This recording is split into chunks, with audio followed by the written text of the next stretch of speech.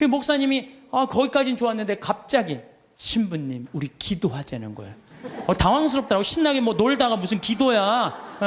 기도하자고. 그래서 그럼 하자고. 목사님이 저보다 나이가 좀 많으셨어요. 근데 갑자기 무릎을 꿇더니 목사님이 1분도 안 돼서 통성 기도를 하는 거야. 아버지 이러면서 당황스럽더라고요.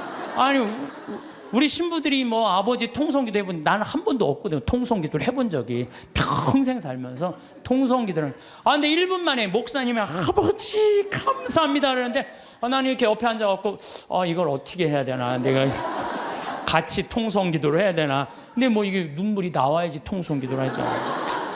5분 동안 빨리 끝내시겠지. 5분 동안 계속 하시는 거예요. 기도를. 끝날 것 같지가 않은 거야 내가 보기엔. 근데 옆에서 너무 애절하게 기도를 하니까요, 나도 이거 열심히 해야 되나 보다 이런 생각이 들어갖고, 목사님은 가슴으로 기도하지만 나는 머리로 기도하잖아요. 옆에서는 계속 아버지 그러면 막 그냥 분위기가 그냥 이상한 거예요. 분위기가. 근데 나도 그렇게 기도를 한 5분 10분 하는데 머리끝부터 뜨거워지기 시작하는 거예요. 머리끝부터 막 뜨거워지는데 배가 막 뜨거운 거예요. 그래갖고 이렇게 배가 왜 뜨거우죠? 그리고 한 30분 동안은 계속 그냥 아버지하고 통성기도, 옆에선 완전히 하느님 왜 그러죠? 이 배가 왜 이렇게 뜨겁죠?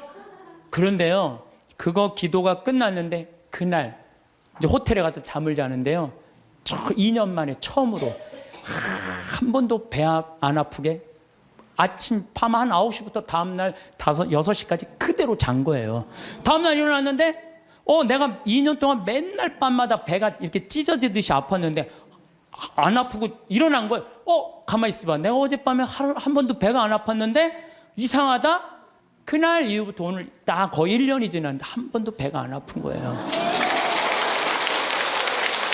여러분들, 아니 이게 너무 신기한 거예요. 왜 신기하냐면은 그날 막 배가 막 뜨거운 게 느껴졌거든. 막 내 CD 듣고 막 온몸이 뜨거워진다 그래. 발가락에 감각 걸린 우리 음악 선생님처럼 그날 막 온몸이 뜨거웠더니 배가 막 뜨거운 거야. 그날부터 하나도 안 아픈 거예요. 그러니까 내가 1년 동안 강의를 250번을 해. 매일 3시간 이렇게 3시간 4시간씩 강의해도 돌아다니는 거예요. 그래서 저는요, 그날 목사님 옆에 너무 붙어서 기도한 게 내가 효과를 본 것 같아요. 하느님이 쐈는데, 목사님한테 쐈는데 이게 내가 너무 붙어 있어갖고 잘못 맞아갖고 나한테 온 거야, 나한테. 사실 이렇게 목욕을 좋아해요. 우리 암 환자들은 뜨거운 게 좋대요. 42도가 넘는 게. 그래서 또 난 또 관절염도 있으니까 목욕 진짜 좋아해요. 예. 난 목욕하면 탕 안에 있는 시간이 많잖아요. 탕 안에 있는 멀쩡하게 있는 게 좀 그렇잖아요. 근데 목욕탕에 있으면서 묵주기도를 항상 해요. 그래서 난 묵주기도를 하면서 참 미안했어요. 빨개 벗고 묵주기도 하는 게 미안했어요. 제가 갈릴리아에 가보니까 예수님은, 여러분들 우리가 오해하고 있는 게 있어요. 어떤 오해를 하냐면 예수님은 활동 무대가 예루살렘이 아니에요. 예루살렘은요 3년 동안, 내가 성서에서 날짜를 계산해 보니까 3년 동안 최대로 많이 있어봤자 20일을 예루살렘에 있지 않았어요. 예수님은 3년 내내 거의 어디 있었느냐면은 갈릴레아에 있었어요. 우리가 성서에서 들은 거의 모든 내용들은 대부분이 어디서 활동하신 거냐면 갈릴레아에서 활동하신 거예요. 그래서 나자렛에서 이제 우리 손철구 목사님이라고 목사님 한 분하고 저하고 이스라엘 투어 미니스트리라고 관광청에서 초청을 한 거예요. 예수님이 가신 60km를 복원을 해놨으니 한번 걸어봐라. 이제 그리고 이제 평화방송하고 이 기독교 방송하고 저하고 우리 목사님하고 이제 갔죠. 갔는데 그 나자렛에서 시험산이라고 추락산 한 380m 정도 되는 데인데 정말로 밑에 바위가 있어요. 예수님 거기서 떨어졌으면요 그날로 끝난 거예요. 시작하자마자. 근데 그 시험산 그 바위산에 올라가 보니까요 이스라엘 평야 들어봤죠? 이스라엘 평야라는 얘기. 그 이스라엘 평야가 쫙 펼쳐져 있는데 끝에 무슨 산이 있느냐면 깔멜산이 있어. 깔멜산. 깔멜산도 많이 들어봤죠? 깔멜회 굉장히 많잖아요. 그 깔멜산이 엘리야가 바알신 그 숭배하는 아세라 목상 쳐 부신대요. 부시고 난 다음에 아합 왕한테 언제 비가 오느냐, 3년 동안 빈님이 오시지 않았고 언제 오느냐, 좀만 기다려 보십시오. 종한테 가봐라, 저기 지중해 올라오느냐, 가봐라, 올라오느냐 그래갖고 7번째 가니까 손바닥만한 게 올라옵니다. 그러니까 아합 왕한테 뭐라 그래? 병거를 타고 빨리 가라 그러잖아요. 그 이스라엘 평야가 그 시험산에 가보면 쫙 펼쳐져 있어요. 그러니까 예수님이 이렇게 자란 동네 나자렛은요, 성서의 내용이 다 펼쳐져 있는데, 앞에는 나인이란 동네. 나인이란 동네 뭐예요? 과부의 아들 살리는. 그냥 과부의 아들이 죽어가니까 예수님은 그 동네 사람이니까 불쌍해갖고 살려주고. 그러니까 거기 나자렛에 가보니까요, 성서가 꾸며낸 얘기가 아니고 그냥 현장에서 그냥 들리는 거야. 나하고 우리 손철구 목사님이 완전 제자가 된 기분이야. 제자가 된 기분. 그래갖고 그냥 예수님이 이제 쫙 펼쳐서 가자. 이제 나도 이제 제자들처럼 예수님 따라간 거죠. 갈릴레아 호수까지. 그런데 가다가 보니까 60km 내내 무슨 꽃만 있느냐면은, 우리 여러분들 유채꽃 알죠? 유채꽃 같은 노란 겨장꽃이 65km 내내 길에 못밖에 없어. 겨자꽃밖에 없는 거야. 겨자. 근데 예수님이 본 꽃이라고는 겨자꽃밖에 본 게 없어요. 그러니까 제자들한테 비유로 할 얘기는 못밖에 없어. 겨자 얘기밖에 할 게 없는 거야. 겨자. 그러니까 성서에 뭐라 그래? 겨자 씨는 어떤 씨앗보다도 작지만 자라면 어떤 풀보다도 커져서 나무가 되고 하늘의 새들이 와서, 제가 재보니까 3m가 넘어요. 그 유채꽃 같은 게 쫙 새들이 그냥 나하고 목사님하고 들어가 봐갖고 정말로 뭔가 깃드냐 그랬더니 새들이 와갖고 하고요. 성서가요 그냥 전한 얘기가 아니에요. 현장에 있는 그 얘기를 그대로 한 거예요. 그리고 또 뭐라 그래요? 나는 내가 강의할 때 핸드폰으로도 한 번도 신경질을 부린 적이 없어. 내가 네. 한 번은 여기 내 앞에 강의를 들으러 오신 분이에요.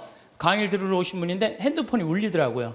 근데 내가 그날따라 그분이 마음이 너무 예쁘게 생겨갖고, 나도 이쁜 여자한테 약해요. 할머니인데 너무 예쁘게 생겼어. 걱정하지 마시라고. 나도 어떨 때 강의하다 보면 내 바지에서 핸드폰이 울린다고. 걱정하지 마시라고. 근데 그분이 내 책 사인 받으러 사무실에 내려왔는데요, 그분이 내 강의를 듣고 개종을 한 거예요. 예비자 교리를 나가는 거예요. 근데 내가 그 자리에서 혼을 냈으면 대전에서부터 오셨다는데 얼마나 상처를 입었겠어요. 사람이요, 말 한마디에요 사람을 살리기도 하고 죽이기도 하는 거예요. 근데 그날따라 왠지 위로를 하고 싶더라고. 걱정하지 말라고. 나는 내 강의 때 핸드폰을 한 번도 신경질 안 부려요. 까먹을 수도 있는 거지 뭐 그걸 갖고 신경질을 부려. 그러니까 마태복음 17장 20절에 이런 얘기가 나와요. 너희가 겨자씨 하나 할 만한 믿음이라도 있으면 이 산더러 여기서 저기로 옮겨가라 하더라도 그대로 옮겨갈 것이다. 그러니까 예수님이 그냥 본 거라고 못밖에 없어? 겨자꽃밖에 본 게 없냐. 그러니까 비유로 겨자꽃. 예수님이 겨자 얘기를 괜히 한 게 아니구나. 그래갖고 우리가 또 꽃을 그 열매를 해보니까 씨가 우리 제일 조그만 뭐라 그래, 좁쌀보다도 훨씬, 깨보다도 훨씬 작아요. 근데 이게 자라갖고 3m. 그러니까 제자들이 이해가 돼요, 안 돼요? 이해가 되는 거예요. 2000년 지난 나도 이해가 되더라고요.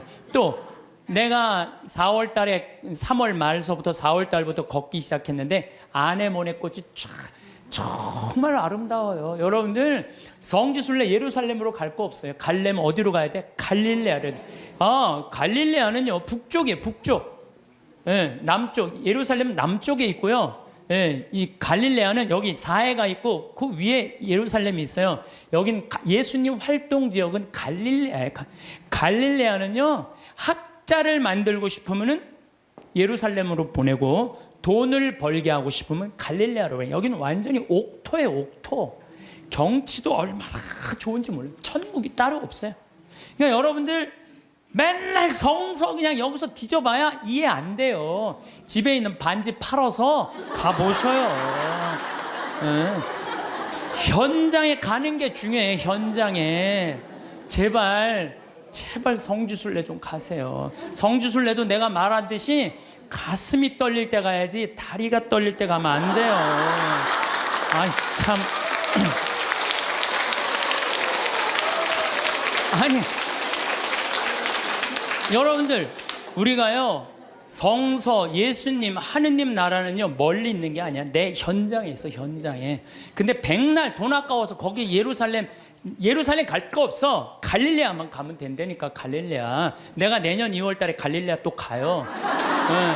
은혜가 너무 많아요. 왜? 예수님의 그 말씀 밀 얘기도 마찬가지야. 루카복음 6장에 보면 제자들이 안식일에 밀 이삭을 뜯어 먹어야 돼. 손으로 이렇게 비벼 먹었다 그러잖아요. 그래서 나도 밀밭에 들어가고 비벼서 먹어봤어요. 정말로 싱그럽고 맛있더라고요. 그러니까 이래서 제자들이 밀 뜯어 먹다가 혼났구나 이 이방인들한테. 그 다음에 씨 뿌리는 사람 비유 루카복음 8장 11절 길밥, 돌밭, 가시덤불 가보니까 거기 화산 폭발지대가 있더라고요. 그러니까 거기에 보니까 화산 폭발이 있으니까 길밭도 있고 화산재들도 모아갖고 이렇게 길로 이렇게 해놓은 거 있잖아요. 우리 제주도에 가면 돌담길 그거 해놓은 똑같이 해놨어요. 돌담길. 그러니까 예수님이 이렇게 보다니까 이 밀도 길밭에 뿌려지는 거, 돌밭에 뿌려지는 거, 좋은 밭에 뿌려지는 거. 그러니까 예수님이 이렇게 길을 가면서 그 자리에서 다 가르친 거예요. 그 있는 장소를 그대로 보고. 완전히 내가 제자들, 나는 주님과 나는 함께 걸어가며 지나간 이를 속삭입니다. 손을 맞잡고 친구들을 따라 친구가 되어 걸어갑니다. 손을 맞잡고 산과 들을 따라 친구가 되어 걸어갑니다. 이게 아주 성서에 나오는 성가랑 그대로 주님 손을 맞잡고 산과 들을 걸어가는 거야. 참 좋더라고요. 정말로. 그런데 더 기가 막힌 건 예수님은 넓은 길로 안 다니셨어요. 왜 넓은 길로 안 다니면 넓은 길은 로마 사람들이 깔아놓은 거야. 로마가 예수님 탄생 57년에 유대를 정복해요. 그러니까 예수님 탄생하기 57년 전에 이미 로마 사람들이 유대를 정복해갖고 넓은 길을 깔아놓은 거야. 그러니까 유대인들은 로마 길로 안 다녔어. 다니면 세금을 내야 되고. 예수님은 산골짜기 길만 좁은 길로만 다녔어요. 그래서 예수님이 넓은 길 알레르기가 있어. 넓은 길 알레르기. 그래서 성서에 보면은요 그런 얘기도 나와. 마태복음 7장 13절 14절 너희는 좁은 문으로 들어가라. 멸망으로 이끄는 문은 넓고 길도 널찍하여 그리로 들어가는 자들이 많다. 생명으로 이끄는 문은 얼마나 좁고 그 길은 또 얼마나 비좁은지 그리고 찾아드는 이들이 적다. 제자들이랑 산골짜기 길 가면서 제자들한테 한 얘기예요. 좁은 길로 다녀라. 이 길이 바로 구원의 길이다. 그 다음에 또 다볼산에 가보니까요 정말로 예수님이 다볼산 어떻게 거룩한 변모한 데 아니에요? 그런데 다볼산은요 나잘에서도 보이고 나인에서도 보이고 30km 떨어진 갈릴레아에서도 보여.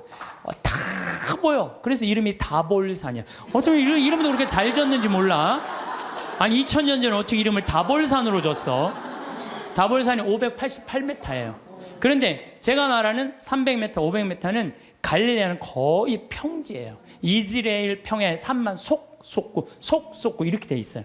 다볼산만 딱 뻘쭘하게 서 있더라고요. 맨 꼭대기에 가고 예수님이 거룩한 변모하니까 다 보이는 데가 갖고 거룩한 변모. 그러니까 예수님이 다볼산에서 이렇게 변하셨구나.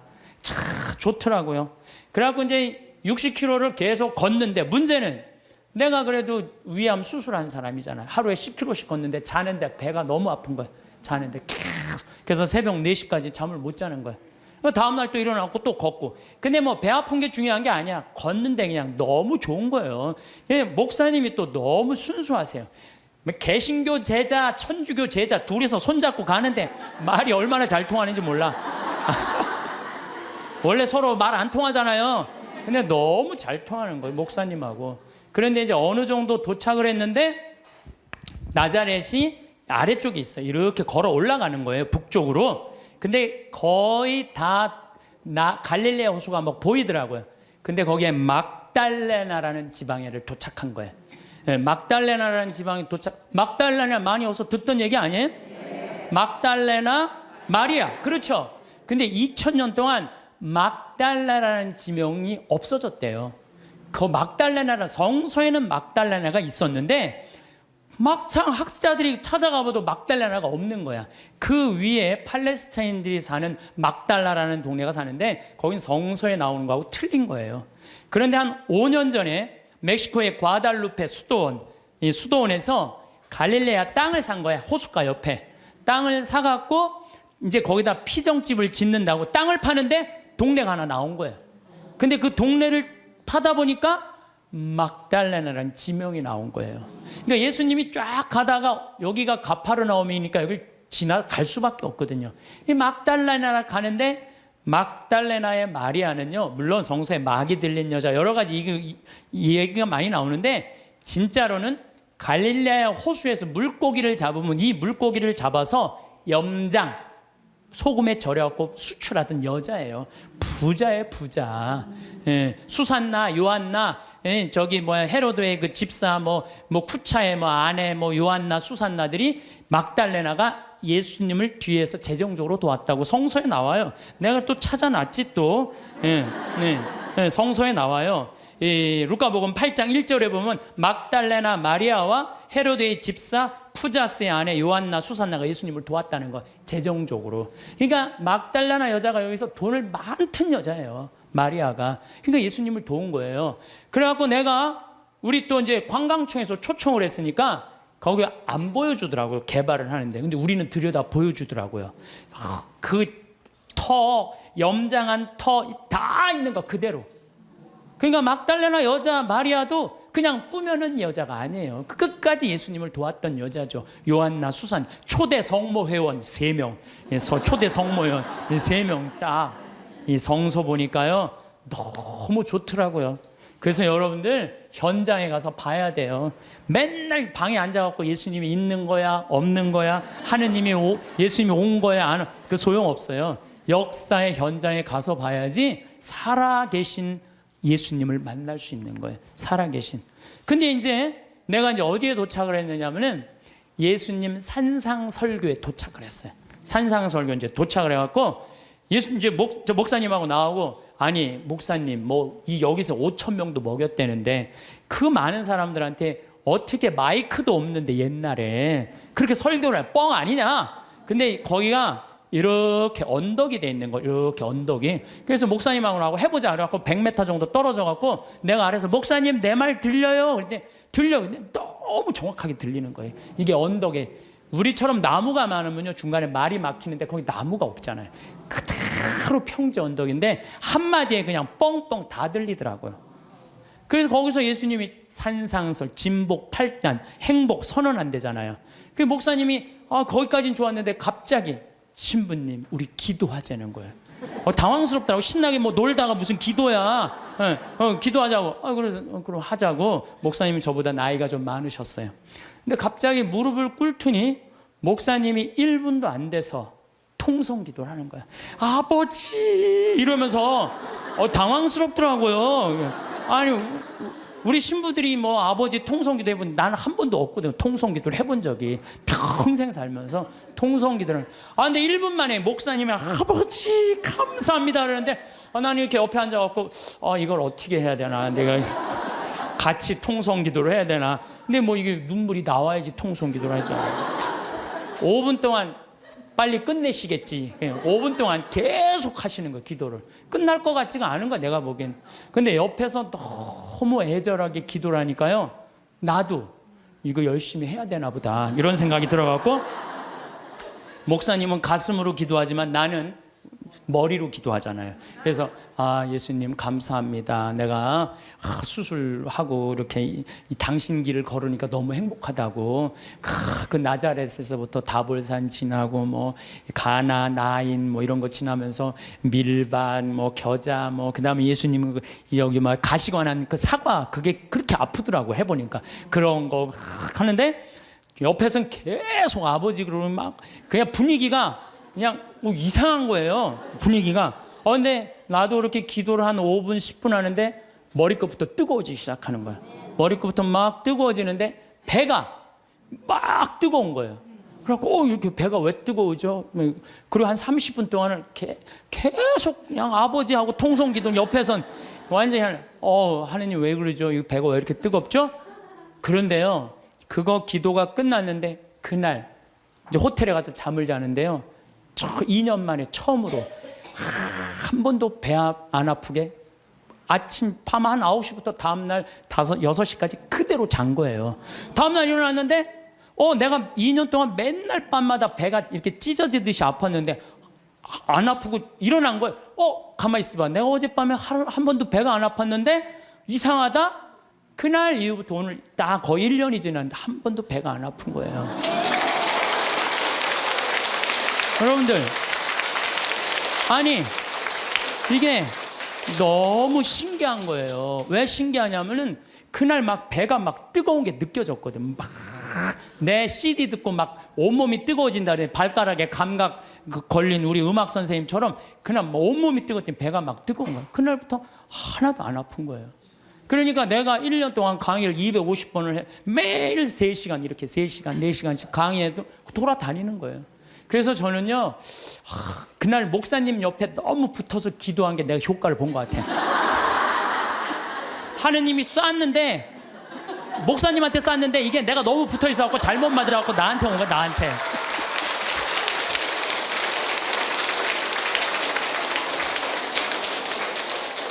근데 사실은 저는 기적을 좋아하는 신분은 아니에요. 왜냐하면 이게 내 몸에 기적이 일어나면 인생 피곤해요.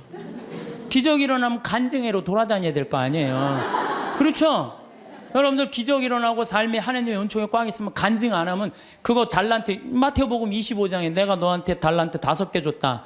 주인님 5개, 10개 만들어 왔습니다. 3개 줬다. 주인님 6개 만들어 왔습니다. 하나 줬는, 나는 주인님이 무서워갖고 땅속에 묻어뒀습니다. 그랬더니 이 게으른 종아, 내가 그럼 이자라도 놔야 될 거 아니냐?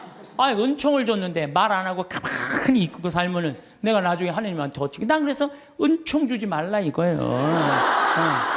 내 인생 피곤하니까. 제가 파티마 성모님 그 성지에 가서도, 파티마가 아니라 누르도 가서도 내가 이렇게 침수하잖아요. 내가 성모님한테 기도했어요. 제발 내 몸에 기적 일으키지 말라고. 인생 피곤하니까. 네. 그런데 제가 그런 체험을 하면서 여러분들 나만 그런 기적이 일어날까요? 여러분들은 이제까지 여기 계신 한 200여 분 앉아 계신데 여기 하느님 믿으면서 한 번도 하느님 체험 안 하셨어요? 다 했어요. 다 했어요. 근데 뭐가 문제예요? 까먹는 거예요. 까먹는 거예요. 맞아. 하느님이 나 그때 돌보신 거 맞아. 하느님이 돌보셨던 것 같아. 그런데 내가 먹고 살고 내가 마음이 편안하면요, 악마가 와서 살살 꼬셔요. 어쩌다 그렇게 된 거지. 하느님이 돌본 게 아니란다. 너 그렇게 하느님한테 돈 내놓고 시간 내놓고 그럴 필요 없어. 뭐하러 피곤하게 이렇게 희생하고 사니. 그래, 그 어쩌다 그런 거야. 이래갖고 하느님의 은총을 가볍게 만드는 사람들이 많은 거예요. 신앙은요, 기념이에요. 기념. 신앙은요, 기억이에요. 왜 유대인들이 파스카 축제, 지금으로부터 거의 한 4,000년 전에 벌어진 일을 아직도 기억하고 있어요. 신앙은 기억하는 거예요. 기념하는 거예요. 까먹지 않을 때, 하느님의 은총을 계속 되새길 때, 우리가 2000년 전 예수님이 최후의 만찬 때 한 성체성사 왜 아직도 기억하고 기념할까요? 예수님의 그 현존을 잊어먹지 않기 위해서 매 미사 때마다 재현하는 거예요. 있었다, 이게. 오늘도 일어나고 있는 일이다. 그게 바로 신앙이에요. 그래서 신앙은요, 계속 기억하고 감사하고 찬양하고 기념하는 게 신앙이에요. 그래서 저는 이렇게 1년, 이렇게 이제 수술한 지 3년이 지났어요. 약간 덤핑 증후군이라는 건 있어요. 그 구운 고기 먹으면은요, 약간 설사도 있고 좀 그래요. 근데 그거 구운 고기만 안 먹고 삶은 고기만 먹으면은 아주 편안해요. 정말로 얼마나 감사한지 몰라요. 옛날에 내가 한 20년 전에 위 내시경 수술 검사 안 했을 땐, 그때 내가 태어났다면 나 벌써 죽었어요. 근데 요즘은 그냥 위 내시경이라고 좀만 있어도 암 다 찾아내잖아요. 그래서 옛날에는 벌써 죽었는데 의술이 발달하니까 안 죽는 거예요. 더욱이 이렇게 은총을 받아서 이렇게 건강하게 회복을 하니까 내가 어떻게 살아야 돼? 감사하면서 사는 거예요. 그래서 사는 게 저는 너무 즐거워요. 저는 여러분들 아까 식사하시고 여기 나가서 이렇게 보시면은 앞에 강 멋있어 안 멋있어요? 구름 어때요? 기가 막히죠? 내가 하는 말이 그래. 내 정원이다. 내 정원에는 물이 항상 이렇게 물이 흘러도 그냥 물이 흘러 강물이 흘러잖아. 정원. 그 앞에 정원은 산이 구름. 이게 생명을 즐길 줄 알면요 인생이 너무너무 즐거워요. 내가 살아있는 걸 즐길 줄 알고 살아있는 걸 감사하잖아요. 얼마나 행복한지 몰라요. 이게 5억짜리다 5억짜리 5억짜리다 이런 생각을 하면은요 내가 지금 건강한 거요 여기 지금 걸어서 버스 타고 오신 분들 너무 감사해요. 나는 지난주에 그 부촌에서 온 이 저기 몸이 안 좋은 그 남자애 참 잘생겼어요. 그런데 어머니 아버지도 너무너무 참 열심하고 아버지가 이 공무원이셨는데 은퇴를 미리 신청을 했대요. 아이들이 둘이 더 건강이 안 좋으니까 내가 이 아이들이 더 중요하다고. 내가 이렇게 보면서 그 아이한테 그랬어. 야, 넌 어쩜 이렇게 얼굴이 부처님 반쪽같이 잘생겼냐? 그랬더니 그 친구가 자기 고개도 못 가누는 아이가 이런 말을 하더라고. 신부님, 내가 얼굴은 좀 된다고. 여러분들 휠체어를 타고 아버지가 고개를 못 가눠갖고 뒤에다 목을 대주고 있는데 그 상태에서도 농담을 하고 내 강론을 들으면서 엄마 아빠한테 맨날 가르친대요. 신부님이 그렇게 하면 안 된다고 그러지 않았느냐. 그러면서 그 기쁨이 있는 아이를 보면서 제가 우리 직원들이요 너무너무 감동받았다는 거예요. 근데 건강한 우리가 매일 짜증 부리고 신경질 부리고 까먹고 하느님 은총 이렇게 주시는 저 빈님이 오시는 것도 어쨌든 정화상 성인은 상제상서라는 게 뭐라냐면 재상에게 올린다. 제발 우리 천주교신자 박해하지 말아라. 그러고 쓴거래 감옥에서. 그러니까 이렇게 우주 만물이 다 만들어 놓은 이가 있는데 그 만들어 놓은 이 세간살이를 쓸면서 우리가 하느님을 찬양하는데 왜 우리를 죽이냐 이거예요. 여러분들 집안에 부모 세간살이 있으면서 효도하는 거 당연한 거 아니냐? 당연하다. 이 세상 살면서 하느님한테 이게 우리 부로 무군무부라고 그러잖아요. 임금도 없고 아버지도 없고. 우리 천주교 부로 옛날 그랬어요. 임금도 섬기지 않고 아버지 제사도 안 지낸다고 그래서 무군무부라고 그랬어요. 근데 뭐가 무군무부냐? 하느님 아버지 찬양하는 게. 그래서 성인은 이런 글을 써요. 오간에서 지쳐서 죽는다는 거. 하느님 믿는다는 이유로. 지금 우리 성인들은 오간에서 지쳐서 죽었어요. 여러분들 최경환 프란치스코 성인 알죠? 수리산에. 근데 그 최양업 신부 아버지, 최양업 신부 아버님 최경환 프란치스코 성인이야. 엄마가 이성래 마리아예요. 이성래 마리아인데 이 이성래 마리아가 남편하고 같이 감옥에 가요. 근데 이 집이 최양업 토마 신부님이 제일 장남이야. 근데 밑으로 아들이 5이 있었어. 15, 12, 9, 6, 3살짜리. 근데 감옥에 형이 신학교 갔다니까 애들은 옛날에 감옥에 가둘 수가 없었어요. 근데 다 감옥에 넣어버린 거예요. 그래 애들은 감옥에 안 가니까 감옥에 가도 뭐 먹을 거라도 주먹밥이라도 주는데 애들 건 안 나오는 거예요. 그러니까 엄마가 자기 걸 나눠서 5을 먹이니 젖이 나와요. 3살짜리가 감옥에서 죽어요. 그러니까 오간에서 지쳐 죽는 거, 오간에서 지쳐 죽는 거예요. 그러니까 이 이성래 마리아가 실신을 해요. 막내가 죽으니까. 그걸 가만히 보니까 내 자식도 다 죽이게 생긴 거야. 그래서 배교를 해요. 아들이 신학생인데도 배교를 나 하느님 안 믿는다고. 그래갖고 내 자식을 데리고 나와요.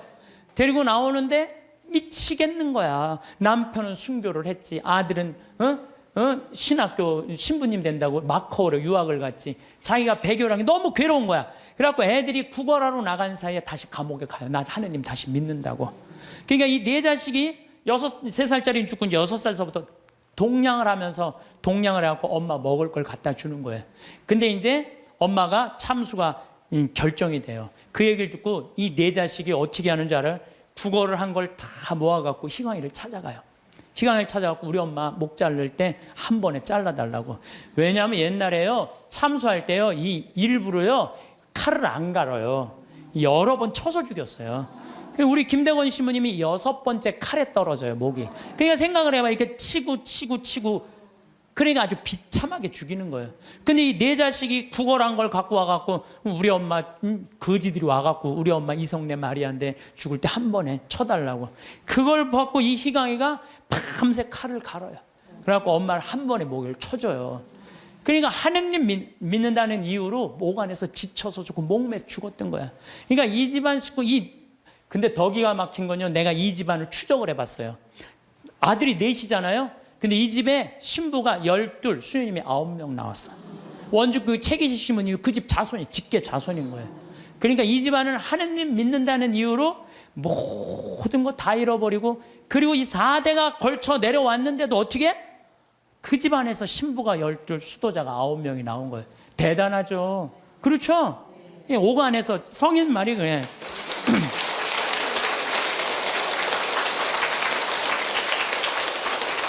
오간에서는 지쳐서 죽고 문 밖에서는 목을 베는 죽임이 끊이지 않고 피눈물이 도랑을 이루었다는 거야. 우리 순교 성인들은요, 하느님 취미로 안 믿었어요.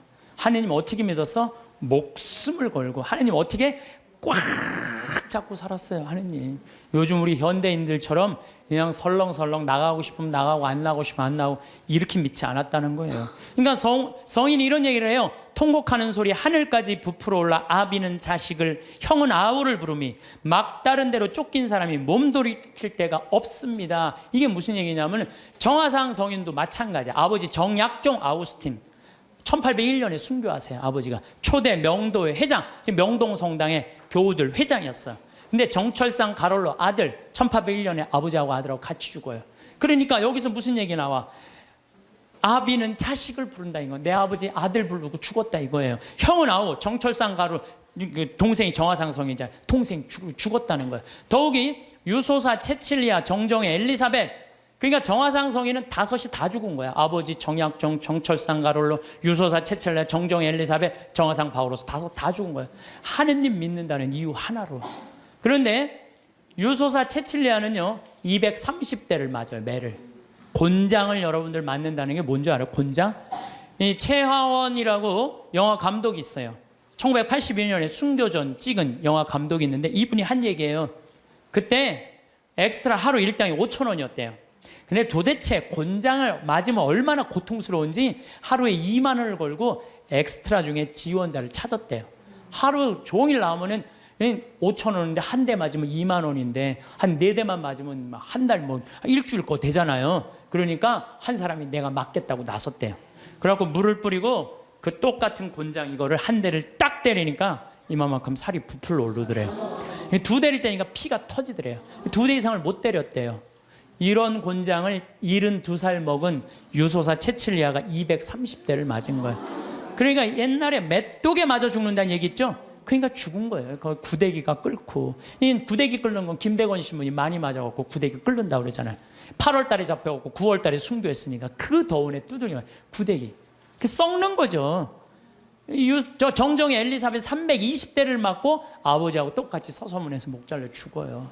그러니까 우리 순교 성인들은 하느님 믿는다는 이유로 다 죽은 거 다 죽은 거예요. 예. 근데 우리는 어때요? 우리는 그냥 하느님 취미로 믿는 그런 경향이 너무 많아요. 하느님 정말로 제대로 믿으려면은요, 비가 오나 눈이 오나 바람이 부나 더우나 추우나, 내가 휴가를 갔어도 정말 하느님 열심히 믿는 사람 어떻게 휴가 간 지역에 시골 성당에 제일 먼저 찾아오고 주일 미사 몇 시인지 알아보고, 놀다가도 자 우리 미사 참여하자. 그럼 미사 참여하고 노는 사람들, 그런 사람들이 어떻게 하느님 꽉 붙잡고 사는 사람들이에요. 그러니까 이 존 포웰이라는 신학자는 이런 말을 해요. 현대인들은 하느님을 골치 아플 때 먹는 아스피린 정도로 생각해요. 골치 아플 때. 언제 골치 아파? 대학 입시 때 골치 아파요. 우리의 임용고시 볼 때, 남편 뭐 승진 시험 볼 때 이렇게. 그러니까 성지 신부들 내가 얘기 들어보면요, 우리나라 성지들이요 수학 능력 평가 먹고 산대요. 그때만 되면 미사회물이 그렇게 들어온대요. 성지순례도 그렇게 많이 온대요. 근데 그거 끝나면 딱 끊어진대. 그러니까 하느님을 골치 아플 때 먹는 아스피린 정도로 생각하는 거야. 그러니까 여러분들 그러시면 안 돼요. 비가 오나 눈이 오나 변함없이 하느님 믿는 거죠. 저는 이슬람 사람들 신앙생활에 대해서 깜짝 놀랄 때가 참 많아요. 물론 테러 저지르고 전 세계에 화근이 돼요, 이슬람 사람들이. 근데요, 이슬람 사람들은 라마단 기간이 되면은요, 우리 천주교 사순식하고 똑같아. 해가 떠 있는 동안 물도 입에 안 돼요. 내가 터키 그 성지순례 갔을 때 버스 기사가 이슬람 사람이었어요. 이 사람은요, 해 떠 있는 동안 입에도 안 돼. 계속 저 코란 읽더라고. 코란 계속 뭐 마시라고 안 먹는데 자기 모슬렘이라고. 그리고 이슬람 사람 메카를 향해서 하루에 4번 언제나 매일 아무데나 돗자리 펴놓고 절해요. 그러니까 우리 천주교는 그냥 신앙생활 진짜 거저하는 거 거저. 제가 어떤 신부님한테 들은 얘기인데 나이가 꽤 드신 신부님이에요. 내가 호주 갔을 때 옛날에는 아침 기도 저녁 기도 굉장히 길었대요. 조가 만과 찰만자 써갖고 만과 아침 조가 만과. 그런데 이 신부님이 조가가 학교가 20km 떨어져 갖고 늦게 일어나 갖고 아침 기도를 못 바치고 그냥 학교를 가면요, 아버지가 밭에 나갔다 와서 엄마한테 물어본대요. 우리 아들 조가 바쳤느냐고. 아, 이놈이 늦게 일어나고 그냥 갔다고. 그러면 아버지가 쫓아온대요. 아들 이름 부르면서 아들아 기선아 기다려라. 그러고 아들 붙잡는데 너 조가 바쳤느냐고. 안 바쳤다면 바치라고. 그 자리에 서서 그 조가를 다 바치고 갔대요. 근데 옛날에 조가가 여러분들 어떻게 했는지 알아? 성호경, 오벨에 5번 십자가에 절하고, 천주경, 성모경, 사도신경, 사제경, 관유하심을 구하는 경, 대회제경, 알지도 못해 무슨 거 기도인지, 도우심을 구하는 경, 사심을 구하는 경, 호수천신송, 성계와 증인을 위하여 외우는 경. 내가 강의할 때 웬만하면 다 외워서 해요. 이건 아무리 외우려고 해도 안 외워지더라고. 참. 그 다음에 야수 성명도움. 옛날에는 예수님을 야수라고 해서 야수. 예수 성심 호칭기도. 성모를 찬송하는 경, 천주 10개, 성교 사규, 봉헌경. 이게 아침 기도였대. 요즘 아추기도 봉헌기도 아침 기도잖아요. 이것도 우리는 안 하잖아요. 근데 옛날에 이걸 다 아침에 일어나서 했다는 거예요. 만과, 성호경, 성령 강림송, 죄를 알게 하심을 구하는 경, 고제경, 과유하심을 구하는 경, 사하심을 구하는 경, 소외제경, 호수 천신송, 성모 덕서 도서 소도문, 형제 친척 친구 은인을 위하여 외우는 경, 죽은 모든 이를 위하여 외우는 경, 삼덕송, 오사례 5가지 감사송, 천주께서 기르시고 돌보시는 은혜, 강생 구속의 은혜, 죄를 사해 주시는 은총의 은혜, 성교회로 인도하시고 천국으로 이끄시는 은혜. 이걸 외우고 잤다는 거예요. 옛날에 조가 망과. 요즘은 신앙생활 해는 건지 아닌 건지 모를 때 너무 많죠. 그리고 이 집은요, 형제가 7형제였는데 묵주가 9개가 내려오지 않으면요 잠을 안 재웠대요. 묵주기도 5단을 바치고 잤다는 거예요. 참. 근데 내가 이걸 어디 가서 강의를 하니까요, 안양 중앙성당에 가서 강의를 하니까 한 50분 된 정말 이 아주 참하고 예쁜 자매가 와서 신부님 그 오빠가 우리 오빠예요 그러더라고요. 근데 그 자매 하는 말이 자기 자모회장을 한대요. 그지 신부가 2, 수녀님 1 나왔다는 거야. 그 나머지 형제들도 다 성당에서 봉사를 한다는 거예요. 하느님 일을 하는 집은요 달라요. 그리고 축복을요 30배, 60배, 100배의 축복을 받아요. 하느님 일하는 집은. 하느님을 까먹고 사는 집들 있죠? 나중에 반드시 감옥에 가요. 봐요. 요즘 감옥에 가는 사람들 봐요. 아무리 잘 나가도요 하느님 까먹고 그냥 자기만 하는 사람 반드시 가는 건 아니지만은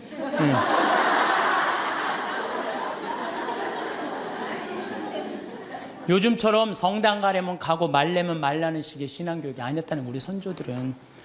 특히 여기 있는 엄마 아빠들 자녀들 중고등학교 올라가면 엄마 나 요즘 학원 다녀야 돼갖고 토요일 날 너무 바빠. 나 성당 가는 거 힘들어. 그러면은요 이 엄마는 그래 학원 대학이 더 중요하지. 자기가 교황님도 아닌데 그래 너 중고등학교 때 내 사면해줄게 라고 그냥 모른 척해요. 신앙이 어디로 밀려나는 건 2번째로 밀려나는 거예요. 첫 번째는 대학이니까. 그래갖고 그냥 애가 중고등학교 떠나면요 영원히 떠나는 거예요. 하느님 이제 모르고 그냥 사는 거예요. 그 다음에 아무리 성당 나오라고 해도요 성당 안 나와요. 그래서 우리 성조들의 하루 일과를 하면요 아침에 잠을 깨면서 즉시 성호를 그면서 예수 마리아 요셉 그런대요. 눈 뜨면 뭐라 예수 마리아 요셉 그래. 눈 뜨면 예수 마리아 요셉. 나도 신학교 때 아침 기상종을 쳤어. 내 목소리가 크니까 기상종을 치면서 내가 베네디카무스 도미노 이게 뭐냐면 주님을 찬미합시다라는 거. 아침에 그 기숙사 전체 강당에 내 소리가 다 울려요. 목소리 워낙 크니까. 그러면 이제 신학생들이 누워서 그 소리가 들리면은 침대에서 데오그라시아 하느님께 감사합시다. 그리고 하루를 시작했다는 거예요. 그리고 우리 성조들은 예수, 마리아, 요셉 이렇게 하면서 기도가 제 마음을 주님께 드리며 구하오니 주님은 오늘 제 마음을 받아 온전히, 오늘 내 마음을 받아 화를 온전히 받아 누려 쓰시라는 거예요. 모든 세상 만물이 제 마음을 어지럽히기를 허락지 마소서. 눈 뜨자마자 하느님 생각하면서 예수, 마리아, 요셉 그러면서, 그리고 일어나서 십자가에 5번 절했다는 거예요. 옛날에 부모님한테 일어나자마자 아침 문안 인사 드리듯이 십자가에 5번 절했다는 거죠. 옷을 입으면서도 하느님 예전에 저를 벗기소서, 그리고 저를 새 사람으로 입히소서, 곧 저에게 예수님의 거룩한 마음을 입히소서. 옷을 입으면서도 뭐 해달라는 거야? 예수님으로 입혀달라는 거야. 옷을 입으면서도. 더욱이 세수하면서 더 기가 막혀요. 하느님 저는 제 육신을 씻으니 청컨대 주님은 제 영혼을 씻으시고 제 마음을 깨끗하게 하시고 제 영혼에 더러운 것을 없이 하시고. 씻으면서도 나는 육신을 씻으니 하느님은 뭘 씻어달라는 거야? 내 영혼을 씻어달라. 나는요 사실 이렇게 목욕을 좋아해요. 우리 암 환자들은 뜨거운 게 좋대요. 42도가 넘는 게. 그래서 또 난 또 관절염도 있으니까 목욕 진짜 좋아해요. 예. 난 목욕하면 목욕탕 안에 있는 시간이 많잖아요. 탕 안에 있는 멀쩡하게 있는 게 좀 그렇잖아요. 근데 목욕탕에 있으면서 묵주기도를 항상 해요. 그래서 난 묵주기도를 하면서 참 미안했어요. 빨개 벗고 묵주기도 하는 게 미안했어요. 성모님한테도 미안하고 예수님한테도 미안하고. 근데 내가 이거를 구산성지 신부한테 들으면서요, 아, 우리 성도들은 세수를 하면서도 나는 내 영혼을 씻으니, 육신을 씻으니 당신은 영혼을 씻어. 나 그러면서 그때부터 안 미안했어요. 내가 이 영혼이 깨끗하고. 나 오늘 아침에도 여러분들 강의한다고 목욕했어요. 아침에 고통의 신비 5단에서 오늘 저 화요일이잖아요. 너무 좋아요. 그냥 마음이 차분한 거예요. 기도를 하면은. 우리 얼마나 좋아요. 얼굴을 씻으면서도 나는 내 육신을 씻으니 당신은 내 영혼의 더러운 것을 없이 하여 주소서. 식사할 때는 사도 바오로처럼 너희들은 먹거나 마시거나 혹은 다른 일을 행하거나 다 하느님의 영광을 위하여 돼. 우리 주 예수 그리스도를 통하여. 여러분 오늘 곤드레 밥 먹으면서 뭐라 그래? 내가 먹거나 마거나 다 누구를 위해서? 하느님의 영광을 위해서. 이야, 웬 곤드레 그냥 막 먹고 그냥 아무 생각 없이.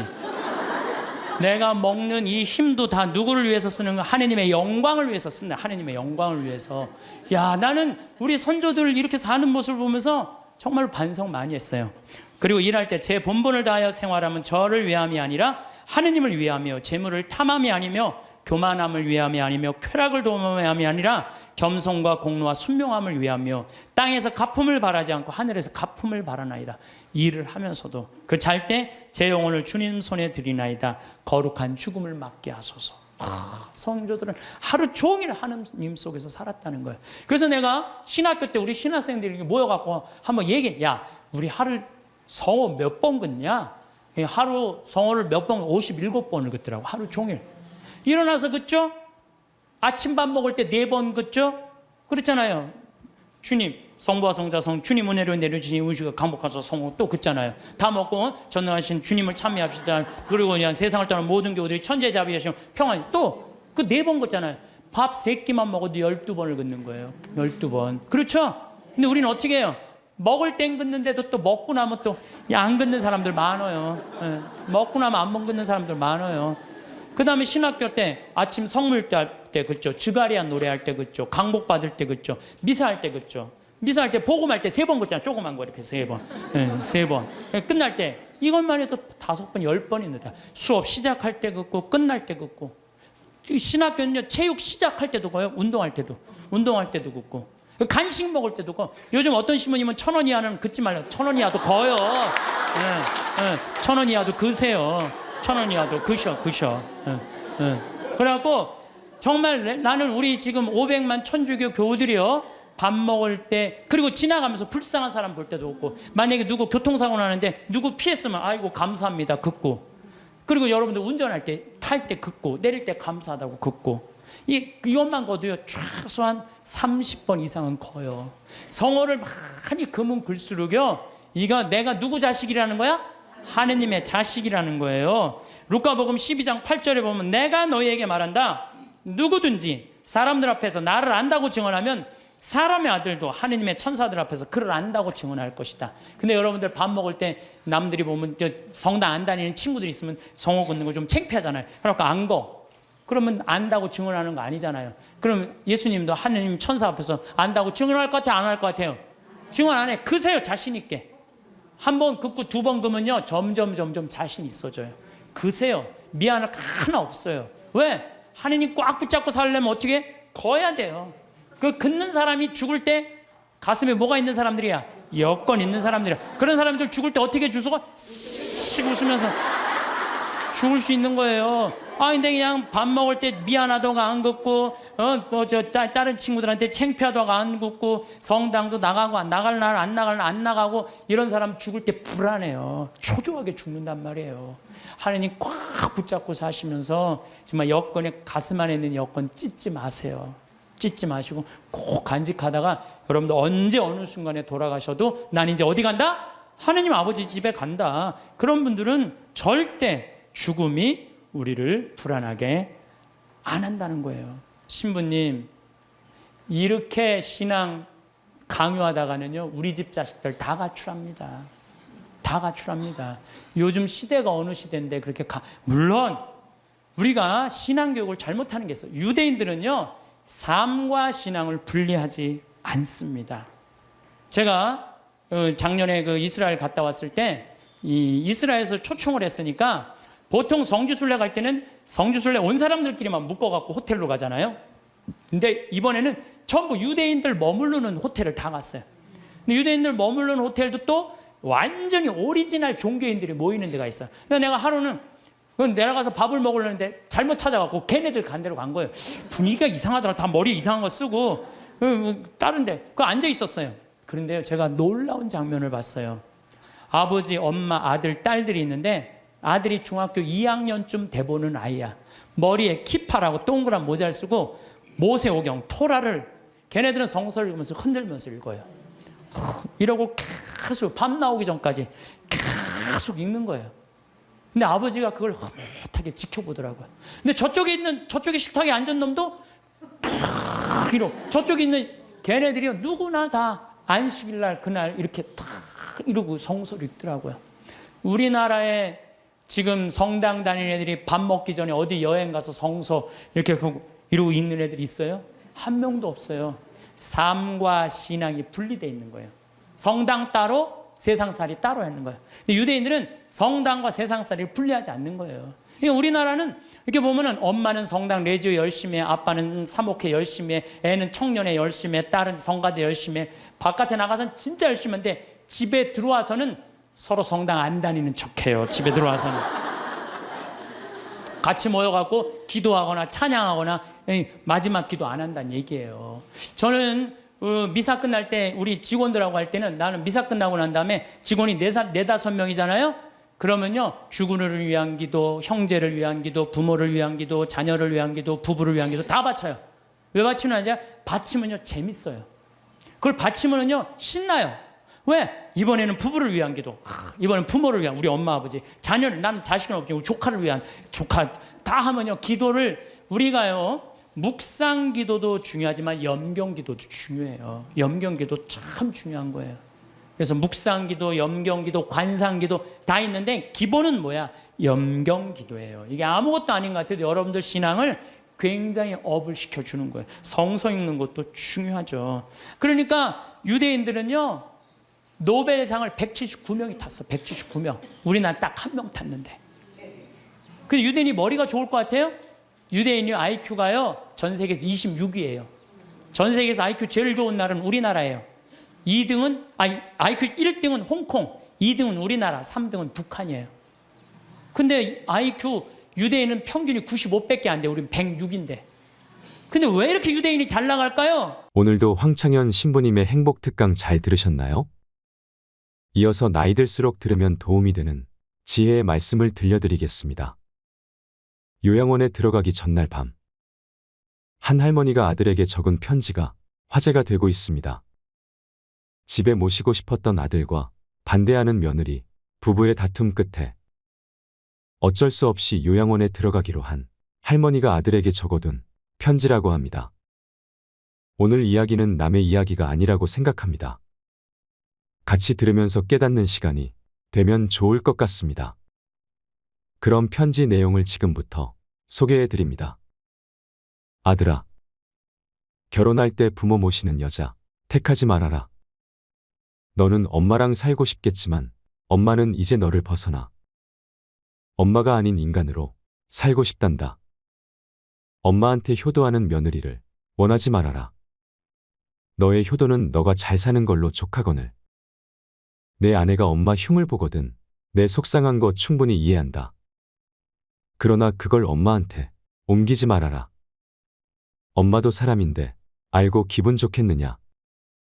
모르는 게 약이란 걸. 100번 곱씹고 엄마한테 옮기지 말아라. 아들아, 내 사랑하는 아들아. 나는 널 베고 낳고 키우느라 평생을 바쳤거늘. 널 위해선 당장 죽어도 서운한 게 없겠거늘. 내 아내는 그렇지 않다는 걸 조금은 이해하거라. 너도 내 장모를 위해서 내 엄마만큼 해주진 않잖니. 아들아, 혹시 어미가 가난하고 약해지거든 조금은 보태주거라. 널 위해 평생 바친 엄마이지 않느냐. 그것은 아들의 도리가 아니라 사람의 도리가 아니겠느냐.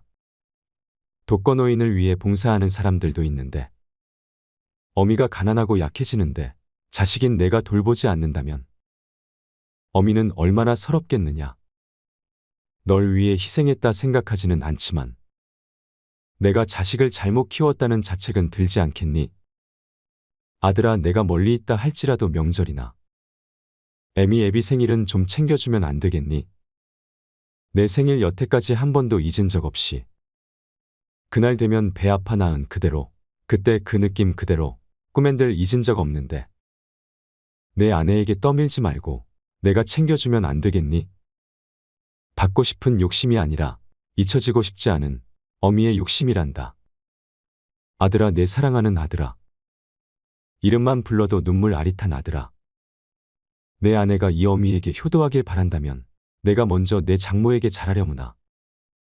내가 고른 아내, 너의 고마움을 알고 내게도 잘하지 않겠니? 난 내 아들의 안목을 믿는다. 딸랑이 흔들면 까르르 웃던 내 아들아. 가슴에 속속들이 스며드는 내 아들아. 그런데 내 여동생 그 애도 언젠가 시집가겠지. 그러면 내 아내와 같은 위치가 되지 않겠니? 항상 내 아내를 내 여동생과 비교해 보거라. 내 여동생이 힘들면 내 아내도 힘든 거란다. 내 아들아, 내 피눈물 같은 내 아들아. 내 행복이 너의 행복이 아니라 너의 행복이 내 행복이거늘. 혹여 나 때문에 너희 가정에 해가 되거든 나를 잊어다오. 그건 어미의 모정이란다. 너를 위해 목숨도 아깝지 않은 어미인데 너의 행복을 위해서라면 어떤 것도 아깝지 않으리. 물론 나도 사람인지라 힘들겠지. 그리고 서운하겠지. 그러나 죽음보다 힘들야. 그러나 아들아, 내가 가정을 이룬 후 이 애미 애비를 이용하지는 말아다오. 너의 행복을 위해 한평생을 바쳐온 부모다. 이제는 애미 애비도 좀 편안히 살고 싶구나. 너희 힘든 건 너희들이 알아서 살아다오. 늙은 어미 아비 이제 좀 쉬면서 삶을 마감할 수 있도록 해다오. 너의 애미 애비도 부족하고 힘들게 산 인생이다. 그러니 너희 힘든 것들은 너희들이 헤쳐가다오. 다소 늙은 애미 애비가 너희 기준에 미치지 못하더라도 그건 살아오면서 미처 따라가지 못한 삶의 시간이란 걸 너희도 조금 이해해 주려무나. 우리도 여태 너희를 이해하기 위해 노력하지 않았니? 너희도 우리를 조금만이라도 이해하기 위해 노력해다오. 우리가 하는 쓸데없는 잔소리, 너희에겐 들리지도 않는 가치관, 너희들이 이해되지 않는 부분들이 많다는 걸 우리도 안단다. 한 귀로 듣고 한 귀로 흘려다오. 우린 그런 거 잘 모른단다. 아니, 모르는 게 약이란다.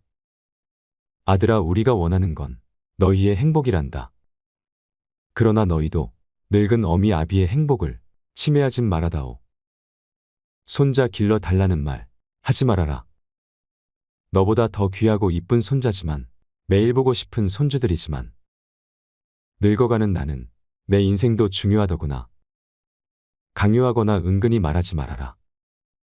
날 나쁜 시애미로 몰지 말아라. 내가 널 온전히 길러 목숨마저 아깝지 않듯이 너도 내 자식 온전히 길러 사랑을 한번 느껴보거라. 아들아 사랑한다. 목숨보다 더 사랑한다. 그러나 목숨을 바치지 않을 정도에서는 내 인생도 중요하구나. 어찌 노모가 제 젖먹이를 잊어버릴 수 있겠느냐. 제 몸에서 난 아기를 가엾이 여기지 않을 수 있겠느냐. 설령 여인들은 잊는다 해도 나는 절대 너를 잊지 않는다. 아들아 사랑하는 내 아들아 건강히 잘 지내거라. 멀리서도 너는 언제나 내 아들이란다. 사랑한다 아들아, 내 아들아. 지금까지가 편지 내용입니다. 요양원 이야기 전에만 해도 좋은 시어머니 만나서 편하게 산다는 얘기를 남편하고도 자주 하고 아주 편하게 둘이서 자식하고만 잘 살았습니다. 그런데 이제 어머니가 점점 나이가 들면서 문제가 생기기 시작했습니다. 어머니가 혼자 지내게 되신 겁니다. 그때부터 뭐 별 문제가 없던 이 부부가 싸움이 조금씩 시작되었습니다. 남편은 남편 입장에서 며느리가 어머니를 평소보다 더 자주 들여다보기를 원하고 며느리는 자기 하는 일도 있고 또 애기들도 있었습니다. 그래서 좀 다투긴 했지만 며느리가 좀 양보를 해서 자주는 가지 못했지만 그래도 할 수 있는 선에서 최선을 다했습니다. 남편은 그래도 불만이 있었던 것 같은데 그래도 뭐 그럭저럭 넘어가고 있었습니다. 그런데 며느리가 몇 달 전에 일을 그만두게 되었습니다. 그리고 일을 그만두자마자 시어머니의 병환이 심해지면서 남편과 며느리의 갈등이 점점 커지기 시작했습니다. 며느리는 당연히 어머니를 요양원에 모실 생각으로 여기저기 알아보고 있었습니다. 그런데 남편이 무슨 소리냐, 집에서 모시자고 말하는 겁니다. 이젠 일도 안 하는데 당연히 집에서 모셔야 하는 것 아니냐면서요. 이게 당연한 것처럼 말하는 남편의 모습을 보고 며느리는 또 피가 거꾸로 솟는 거예요. 근데 이제 며느리가 이성의 끈을 붙잡고 마음을 추스르고 아무리 생각해 보아도 도저히 못하겠더랍니다. 애기들도 아직 어리고 일은 그만뒀지만 신경 쓸 것도 많고 하니까요. 그래서 남편에게 내가 곰곰이 생각을 해봤다.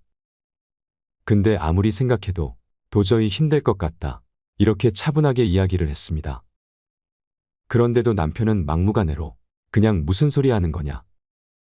일도 안 하고 이제 쉬는데 당연히 집에서 모셔야 하는 것 아니냐. 이렇게 또 이야기를 했습니다. 그게 또 며느리를 미치게 만들었습니다. 그래서 그날 이후로 대판 싸우고 냉전 중인데 어떻게 해야 하나 물어봤습니다.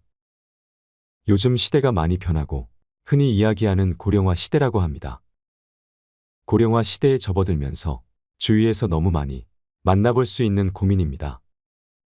60세, 65세가 지나면서 아픈 노인 환자들이 너무 많이 늘어나고 게다가 자녀들도 뭐 예전처럼 대여섯 명이 되어서 돌아가면서 어머니를 모신다던가 그런 시대가 아니고 대부분 외동딸 외동아들 많아봤자 딸 하나 아들 하나 이런 집들이 많다 보니 자식들이 부모님을 책임지고 케어하기도 힘든 세상이 되었습니다.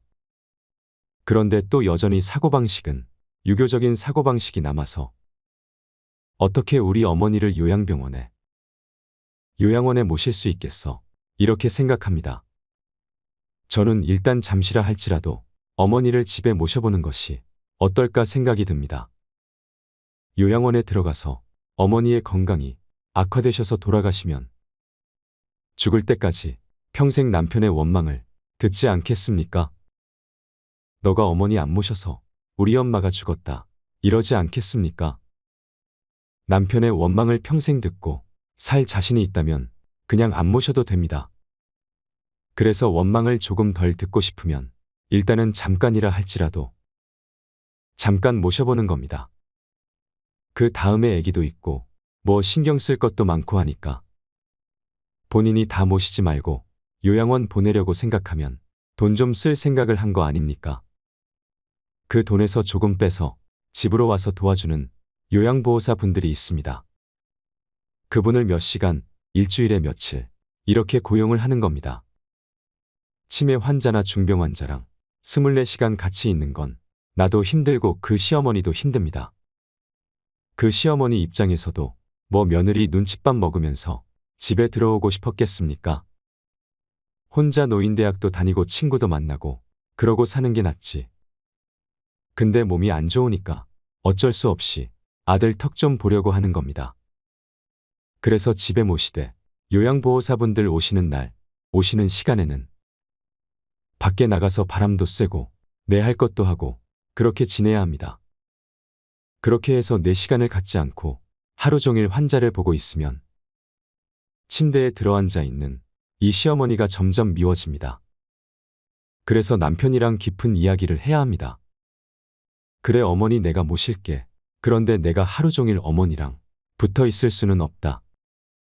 그래서 간병인의 도움을 받겠다. 간병인이 오는 시간에는 나도 내 시간을 갖겠다. 이렇게 이야기를 해야 합니다. 부부간에는 대화가 가장 중요하니까요.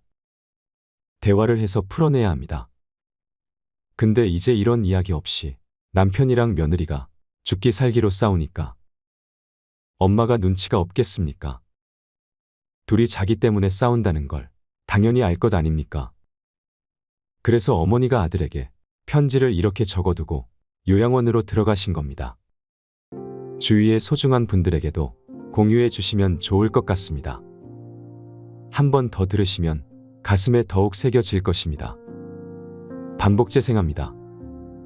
제가 갈릴리아에 가보니까 예수님은 여러분들 우리가 오해하고 있는 게 있어요. 어떤 오해를 하냐면 예수님은 활동 무대가 예루살렘이 아니에요.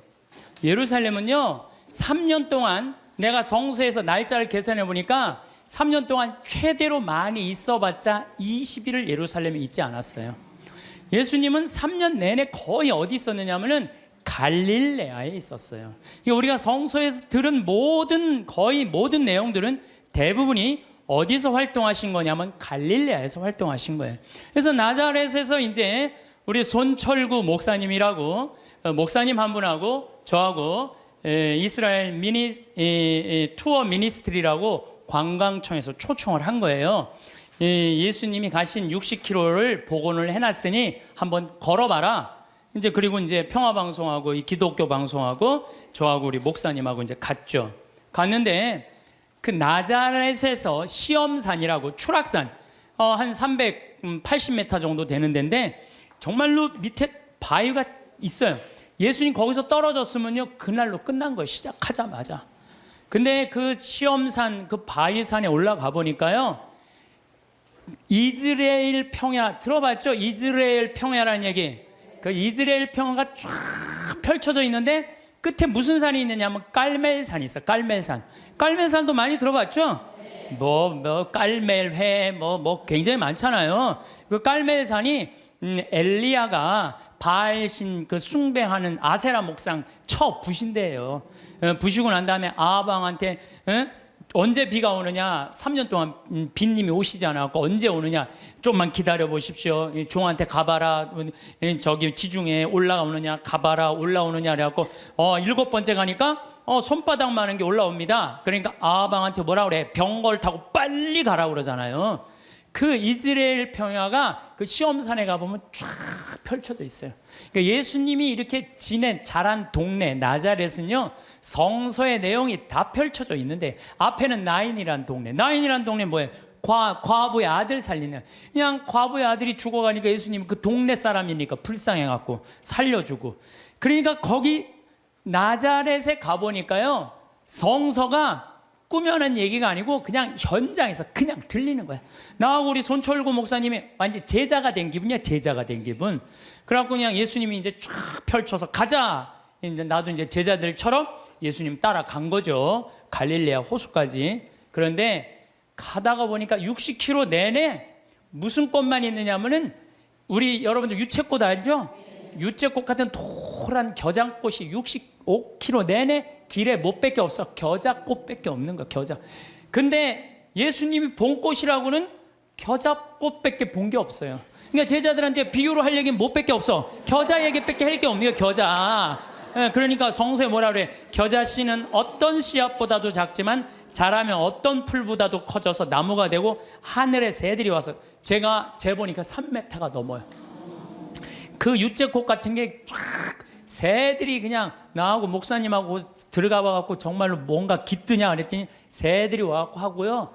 성서가요 그냥 전한 얘기가 아니에요. 현장에 있는 그 얘기를 그대로 한 거예요. 그래서 또 뭐라 그래요? 나는 내가 강의할 때 핸드폰으로도 한 번도 신경질을 부린 적이 없어 내가. 네. 한 번은 여기 내 앞에 강의를 들으러 오신 분이에요. 강의를 들으러 오신 분인데 핸드폰이 울리더라고요. 근데 내가 그날따라 그분이 마음이 딱 너무 예쁘게 생겨갖고, 나도 이쁜 여자한테 약해요. 할머니인데 너무 예쁘게 생겼어. 걱정하지 마시라고. 나도 어떨 때 강의하다 보면 내 바지에서 핸드폰이 울린다고. 걱정하지 마시라고. 근데 그분이 내 책 사인 받으러 사무실에 내려왔는데요. 그분이 내 강의를 듣고 개종을 한 거예요. 예비자 교리를 나가는 거예요. 근데 내가 그 자리에서 혼을 냈으면 대전에서부터 오셨다는데 얼마나 상처를 입었겠어요. 사람이요 말 한마디에요 사람을 살리기도 하고 죽이기도 하는 거예요. 근데 그날따라 왠지 위로를 하고 싶더라고. 걱정하지 말라고. 나는 내 강의 때 핸드폰을 한 번도 신경질 안 부려요. 예, 까먹을 수도 있는 거지 뭐 그걸 갖고 신경질을 부려. 그러니까 마태복음 17장 20절에 이런 얘기가 나와요. 너희가 겨자씨 한 알만한 믿음이라도 있으면 이 산도로 여기서 저기로 옮겨가라 하더라도 그대로 옮겨갈 것이다. 그러니까 예수님이 그냥 본 거라고 뭐 밖에 없어? 겨자꽃밖에 본 게 없냐. 그러니까 비유로 겨자꽃. 예수님이 겨자는 얘기를 괜히 한 게 아니구나. 그래갖고 우리가 또 꽃을 그 열매를 해보니까 씨가 우리 제일 조그만 뭐라 그래, 좁쌀보다도 훨씬, 깨보다도 훨씬 작아요. 근데 이게 자라고 3m. 그러니까 제자들이 이해가 돼요, 안 돼요? 이해가 되는 거예요. 2000년 지난 나도 이해가 되더라고요. 또 내가 4월 달에 3월 말서부터 4월 달부터 걷기 시작했는데 아네모네 꽃이 정말 아름다워요. 여러분들 성지순례 예루살렘으로 갈 거 없어요. 가려면 어디로 가야 돼? 갈릴레아를. 갈릴레아는요 북쪽이에요. 북쪽. 예, 남쪽. 예루살렘은 남쪽에 있고요. 예, 이 갈릴레아는 여기 사해가 있고 그 위에 예루살렘이 있어요. 여긴 예수님 활동 지역은 갈릴레아예요. 갈릴레아는요 학자를 만들고 싶으면은 예루살렘으로 보내고 돈을 벌게 하고 싶으면 갈릴레아로 가요. 여기는 완전히 옥토예요. 옥토. 경치도 얼마나 좋은지 몰라요. 천국이 따로 없어요. 그러니까 여러분들 맨날 성서 그냥 여기서 뒤져봐야 이해 안 돼요. 집에 있는 반지 팔아서 가보셔요. 네. 현장에 가는 게 중요해요. 현장에. 제발 성지순례 좀 가세요. 성지순례도 내가 말하듯이 가슴이 떨릴 때 가야지 다리가 떨릴 때 가면 안 돼요. 아이 참. 아니 여러분들 우리가요 성서 예수님 하느님 나라는요 멀리 있는 게 아니야. 내 현장에 있어. 현장에. 근데 백날 돈 아까워서 거기 예루살렘 갈 거 없어. 갈릴레아만 가면 된다니까. 갈릴레아. 내가 내년 2월 달에 갈릴레아 또 가요. 네. 은혜가 너무 많아요. 왜? 예수님의 그 말씀 밀 얘기도 마찬가지야. 루카복음 6장에 보면 제자들이 안식일에 밀 이삭을 뜯어 먹어야 돼. 손으로 이렇게 비벼 먹었다 그러잖아요. 그래서 나도 밀밭에 들어가고 비벼서 먹어봤어요. 정말로 싱그럽고 맛있더라고요. 그러니까 이래서 제자들이 밀 뜯어 먹다가 혼났구나 이 이방인들한테. 그 다음에 씨 뿌리는 사람 비유 루카복음 8장 11절 길밭, 돌밭, 가시덤불 가보니까 거기 화산 폭발지대가 있더라고요. 그러니까 거기에 보니까 화산 폭발이 있으니까 길밭도 있고 화산재들도 모아갖고 이렇게 길로 이렇게 해놓은 거 있잖아요. 우리 제주도에 가면 돌담길 그거 해놓은 똑같이 해놨어요. 돌담길. 그러니까 예수님이 이렇게 보다니까 이 밀도 길밭에 뿌려지는 거, 돌밭에 뿌려지는 거, 좋은 밭에 뿌려지는 거. 그러니까 예수님이 이렇게 길을 가면서 그 자리에서 다 가르친 거예요. 그 있는 장소를 그대로 보고. 완전히 내가 제자돼. 나는 주님과 나는 함께 걸어가며 지나간 이를 속삭입니다. 손을 맞잡고 친구들을 따라 친구가 되어 걸어갑니다. 손을 맞잡고 산과 들을 따라 친구가 되어 걸어갑니다. 이게 아주 성서에 나오는 성가랑 그대로 주님 손을 맞잡고 산과 들을 걸어가는 거야. 참 좋더라고요. 정말로. 그런데 더 기가 막힌 건 예수님은 넓은 길로 안 다니셨어요. 왜 넓은 길로 안 다니면 넓은 길은 로마 사람들이 깔아놓은 거야. 로마가 예수님 탄생 57년에 유대를 정복해요. 그러니까 예수님 탄생하기 57년 전에 이미 로마 사람들이 유대를 정복해갖고 넓은 길을 깔아놓은 거야. 그러니까 유대인들은 로마 길로 안 다녔어. 다니면 세금을 내야 되고. 예수님은 산골짜기 길만, 좁은 길로만 다녔어요. 그래서 예수님이 넓은 길 알레르기가 있어. 넓은 길 알레르기. 그래서 성서에 보면은요 그런 얘기도 나와. 마태복음 7장 13절 14절 너희는 좁은 문으로 들어가라. 멸망으로 이끄는 문은 넓고 길도 널찍하여 그리로 들어가는 자들이 많다. 생명으로 이끄는 문은 얼마나 좁고 그 길은 또 얼마나 비좁은지 그리고 찾아드는 이들이 적다. 제자들이랑 산골짜기 길 가면서 제자들한테 한 얘기예요. 좁은 길로 다녀라. 이 길이 바로 구원의 길이다. 그 다음에 또 다볼산에 가보니까요 정말로 예수님이 다볼산 어떻게 거룩한 변모한 데 아니에요? 그런데 다볼산은요 나잘에서도 보이고 나인에서도 보이고 30km 떨어진 갈릴레아에서도 보여. 다 보여. 그래서 이름이 다볼산이야. 어떻게 이름도 그렇게 잘 졌는지 몰라. 아니 2000년 전에 어떻게 이름을 다볼산으로 줬어. 다볼산이 588m예요.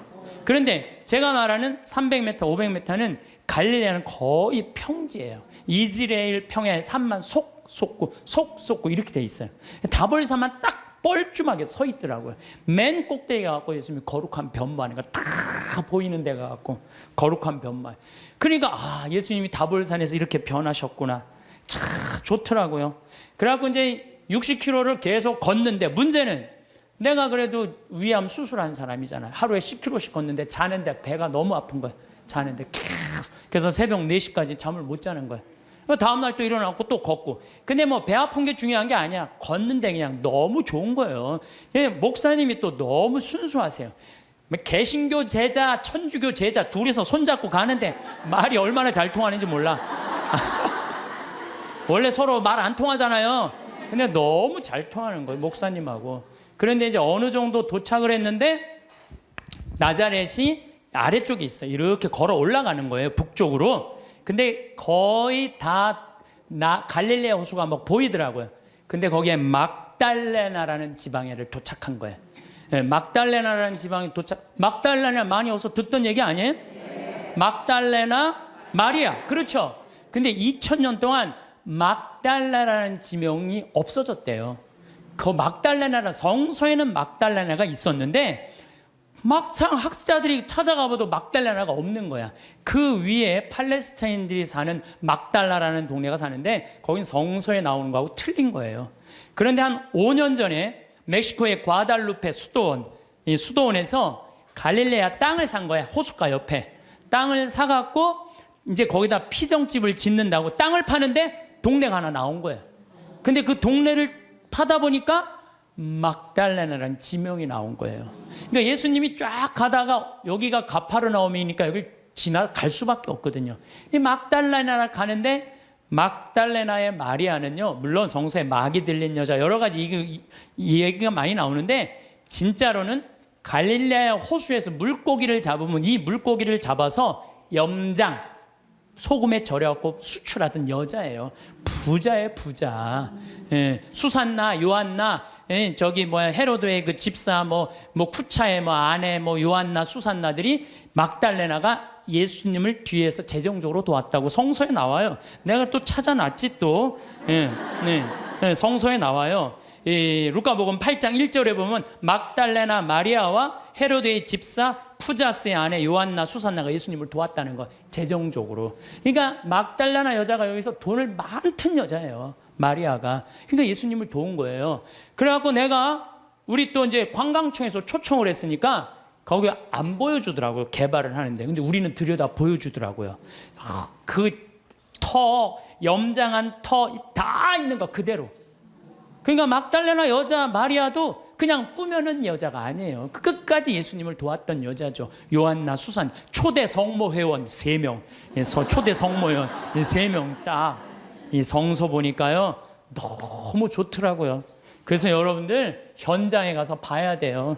맨날 방에 앉아갖고 예수님이 있는 거야 없는 거야, 예수님이 온 거야 안 온, 그 소용없어요. 역사의 현장에 가서 봐야지 살아계신 예수님을 만날 수 있는 거예요. 살아계신. 근데 이제 내가 이제 어디에 도착을 했느냐면은 예수님 산상설교에 도착을 했어요.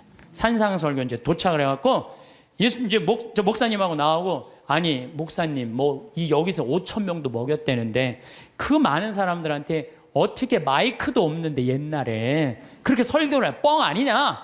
근데 거기가 이렇게 언덕이 돼 있는 거, 이렇게 언덕이. 그래서 목사님하고 해보자 그래갖고 100m 정도 떨어져갖고 내가 아래서 목사님 내 말 들려요? 그런데 들려. 근데 너무 정확하게 들리는 거예요. 이게 언덕에, 우리처럼 나무가 많으면요 중간에 말이 막히는데 거기 나무가 없잖아요. 그대로 평지 언덕인데 한마디에 그냥 뻥뻥 다 들리더라고요. 그래서 거기서 예수님이 산상설, 진복, 팔단, 행복 선언한대잖아요. 그 목사님이 거기까지는 좋았는데 갑자기 신부님 우리 기도하자는 거예요. 당황스럽더라고. 신나게 놀다가 무슨 기도야. 기도하자고. 그래서 그럼 하자고. 목사님이 저보다 나이가 좀 많으셨어요. 근데 갑자기 무릎을 꿇더니 목사님이 1분도 안 돼서 통성 기도를 하는 거야.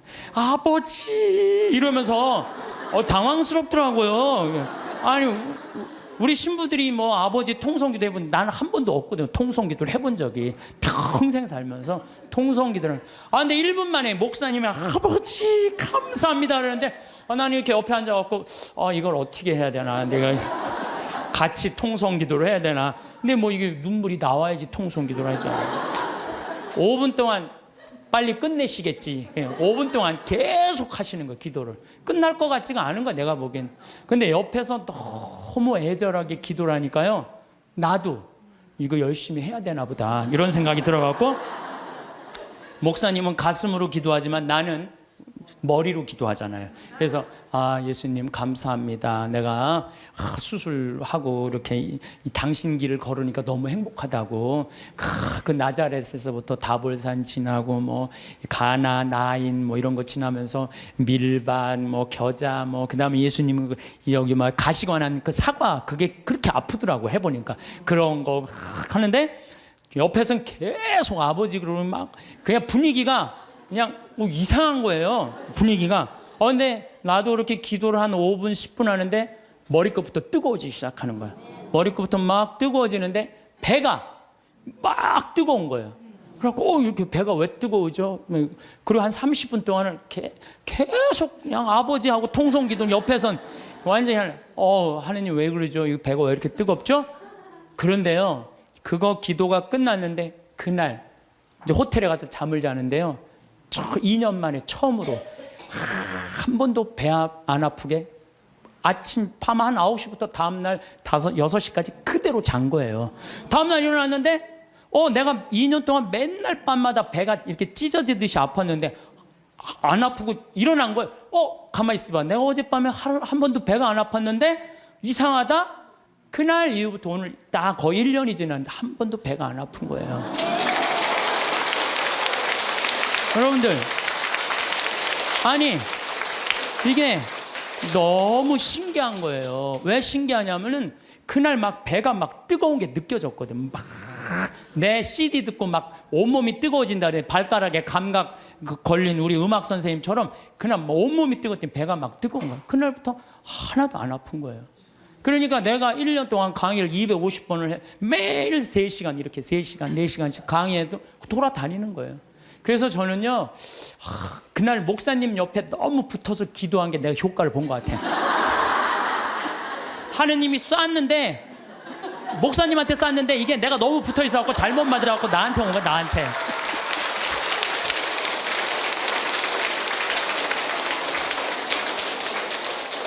근데 사실은 저는 기적을 좋아하는 신부는 아니에요. 왜냐하면 이게 내 몸에 기적이 일어나면 인생 피곤해요.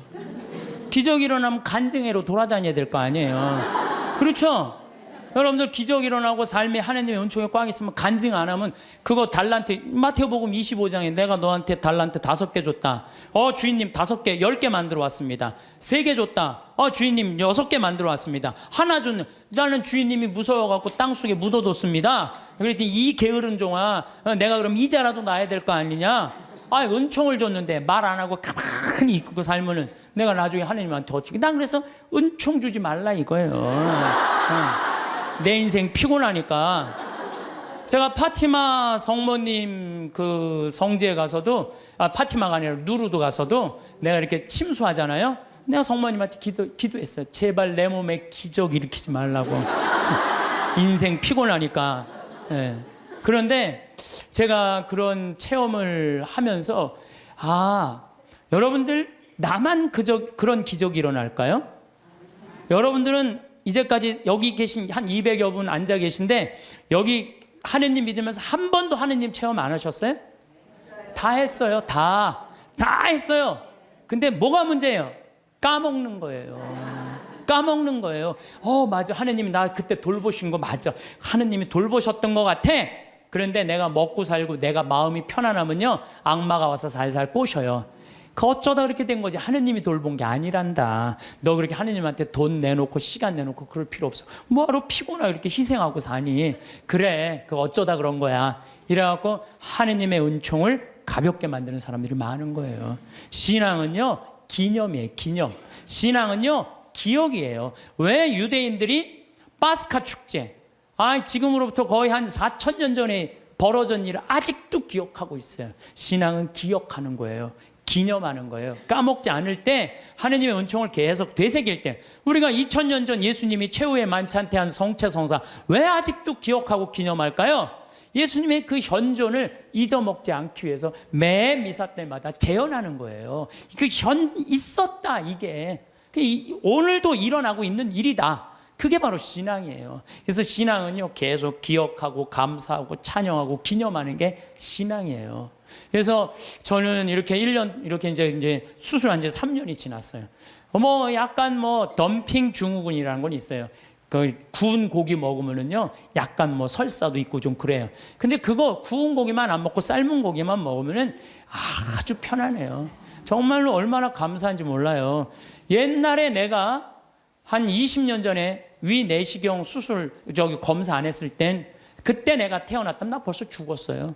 근데 요즘은 그냥 위 내시경이라고 좀만 있어도 암 다 찾아내잖아요. 그래서 옛날에는 벌써 죽었는데 의술이 발달하니까 안 죽는 거예요. 더욱이 이렇게 은총을 받아서 이렇게 건강하게 회복을 하니까 내가 어떻게 살아야 돼? 감사하면서 사는 거예요. 그래서 사는 게 저는 너무 즐거워요. 저는 여러분들 아까 식사하시고 여기 나가서 이렇게 보시면은 앞에 강 멋있어 안 멋있어요? 구름 어때요? 기가 막히죠? 내가 하는 말이 그래요. 내 정원이다. 내 정원에는 물이 항상 이렇게, 물이 흘러도 그냥 물이 흘러, 강물이 흘러잖아. 정원. 그 앞에 정원은 산이, 구름. 이게 생명을 즐길 줄 알면요 인생이 너무너무 즐거워요. 내가 살아있는 걸 즐길 줄 알고 살아있는 걸 감사하잖아요. 얼마나 행복한지 몰라요. 이게 5억짜리다. 5억짜리. 5억짜리다 이런 생각을 하면은요, 내가 지금 건강한 거요, 여기 지금 걸어서 버스 타고 오신 분들 너무 감사해요. 나는 지난주에 그 부천에서 온 몸이 안 좋은 그 남자애 참 잘생겼어요. 그런데 어머니 아버지도 너무너무 참 열심하고, 아버지가 공무원이셨는데 은퇴를 미리 신청을 했대요. 아이들이 둘이 더 건강이 안 좋으니까 내가 이 아이들이 더 중요하다고. 내가 이렇게 보면서 그 아이한테 그랬어. 야, 넌 어쩜 이렇게 얼굴이 부처님 반쪽같이 잘생겼냐? 그랬더니 그 친구가 자기 코에도 못 가누는 가누는 아이가 이런 말을 하더라고. 신부님, 내가 얼굴은 좀 된다고. 여러분들 휠체어를 타고 아버지가 고개를 못 가눠갖고 뒤에다 목을 대주고 있는데 그 상태에서도 농담을 하고, 내 강론을 들으면서 엄마 아빠한테 맨날 가르친대요. 신부님이 그렇게 하면 안 된다고 그러지 않았느냐. 그러면서 그 기쁨이 있는 아이를 보면서 제가, 우리 직원들이요 너무너무 감동받았다는 거예요. 근데 건강한 우리가 매일 짜증 부리고 신경질 부리고 까먹고 하느님 은총 이렇게 주시는 저 빈님이 오시는 것도 어쨌든 정화상 성인은 상제상서라는 게 뭐라냐면 제상에게 올린다. 제발 우리 천주교 신자 박해하지 말아라. 그러고 쓴 거래 감옥에서. 그러니까 이렇게 우주 만물이 다 만들어 놓은 이가 있는데 그 만들어 놓은 이 세간살이를 쓸면서 우리가 하느님을 찬양하는데 왜 우리를 죽이냐 이거예요. 여러분들 집안에 부모 세간살이 있으면서 효도하는 거 당연한 거 아니냐? 당연하다. 이 세상 살면서 하느님한테 이게 우리 부로 무군무부라고 그러잖아요. 임금도 없고 아버지도 없고. 우리 천주교 부로 옛날 그랬어요.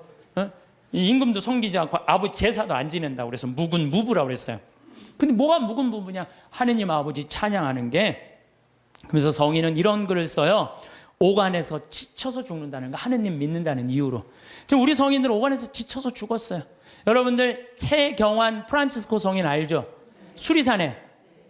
근데 그 최양업 신부 아버지, 최양업 신부 아버님 최경환 프란치스코 성인이야. 엄마가 이성래 마리아예요. 이성래 마리아인데 이 이성래 마리아가 남편하고 같이 감옥에 가요.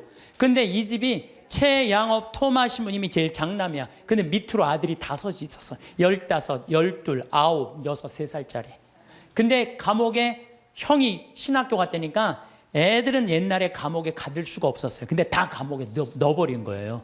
그래 애들은 감옥에 안 가니까 감옥에 가도 뭐 먹을 거라도 주먹밥이라도 주는데 애들 건 안 나오는 거예요. 그러니까 엄마가 자기 걸 나눠서 5을 먹이니 젖이 나와요. 3살짜리가 감옥에서 죽어요.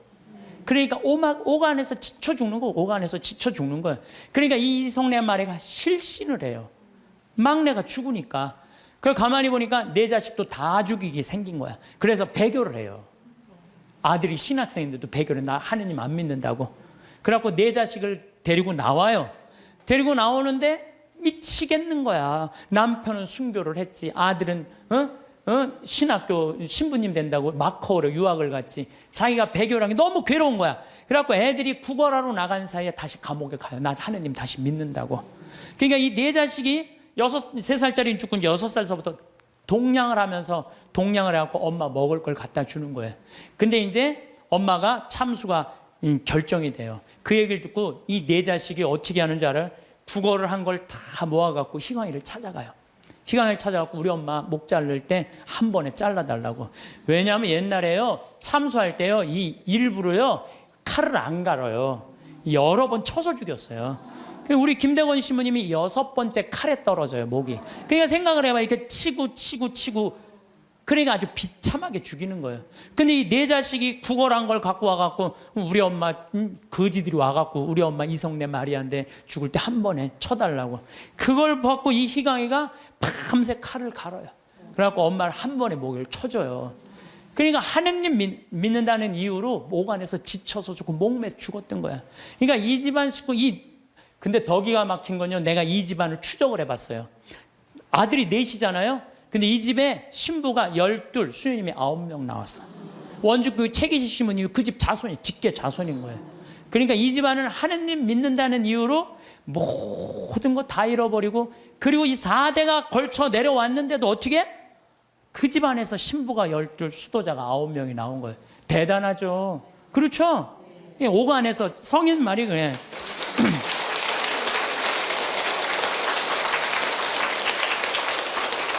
오간에서는 지쳐서 죽고 문 밖에서는 목을 베는 죽임이 끊이지 않고 피눈물이 도랑을 이루었다는 거야. 우리 순교 성인들은요 하느님 취미로 안 믿었어요. 하느님 어떻게 믿었어? 목숨을 걸고. 하느님 어떻게? 꽉 잡고 살았어요. 하느님. 요즘 우리 현대인들처럼 그냥 설렁설렁 나가고 싶으면 나가고 안 나가고 싶으면 안 나가고 이렇게 믿지 않았다는 거예요. 그러니까 성인이 이런 얘기를 해요. 통곡하는 소리 하늘까지 부풀어 올라 아비는 자식을 형은 아우를 부르미 막다른 대로 쫓긴 사람이 몸돌이킬 데가 없습니다. 이게 무슨 얘기냐면 정화상 성인도 마찬가지야. 아버지 정약종 아우스틴 1801년에 순교하세요. 아버지가 초대 명도회 회장, 지금 명동 성당의 교우들 회장이었어요. 근데 정철상 가롤로 아들 1801년에 아버지하고 아들하고 같이 죽어요. 그러니까 여기서 무슨 얘기 나와? 아비는 자식을 부른다 이거. 내 아버지 아들 부르고 죽었다 이거예요. 형은 아우 정철상 가롤 동생이 정화상성이자 동생 죽었다는 거예요. 더욱이 유소사 체칠리아 정정의 엘리사벳, 그러니까 정화상성이는 다섯이 다 죽은 거야. 아버지 정약정, 정철상 가롤로, 유소사 체칠리아, 정정의 엘리사벳, 정화상 바오로스, 다섯 다 죽은 거예요. 하느님 믿는다는 이유 하나로. 그런데 유소사 체칠리아는요 230대를 맞아요. 매를. 곤장을 여러분들 맞는다는 게 뭔지 알아요? 곤장? 이 최하원이라고 영화 감독이 있어요.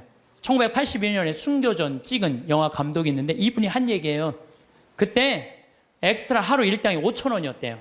근데 도대체 곤장을 맞으면 얼마나 고통스러운지 하루에 2만 원을 걸고 엑스트라 중에 지원자를 찾았대요. 하루 종일 나오면은 5,000원인데 한 대 맞으면 2만 원인데 한 4대만 맞으면 한 달 뭐 일주일 거 되잖아요. 그러니까 한 사람이 내가 맞겠다고 나섰대요. 그래갖고 물을 뿌리고 그 똑같은 곤장 이거를 한 대를 딱 때리니까 이만큼 살이 부풀러 오르더래요.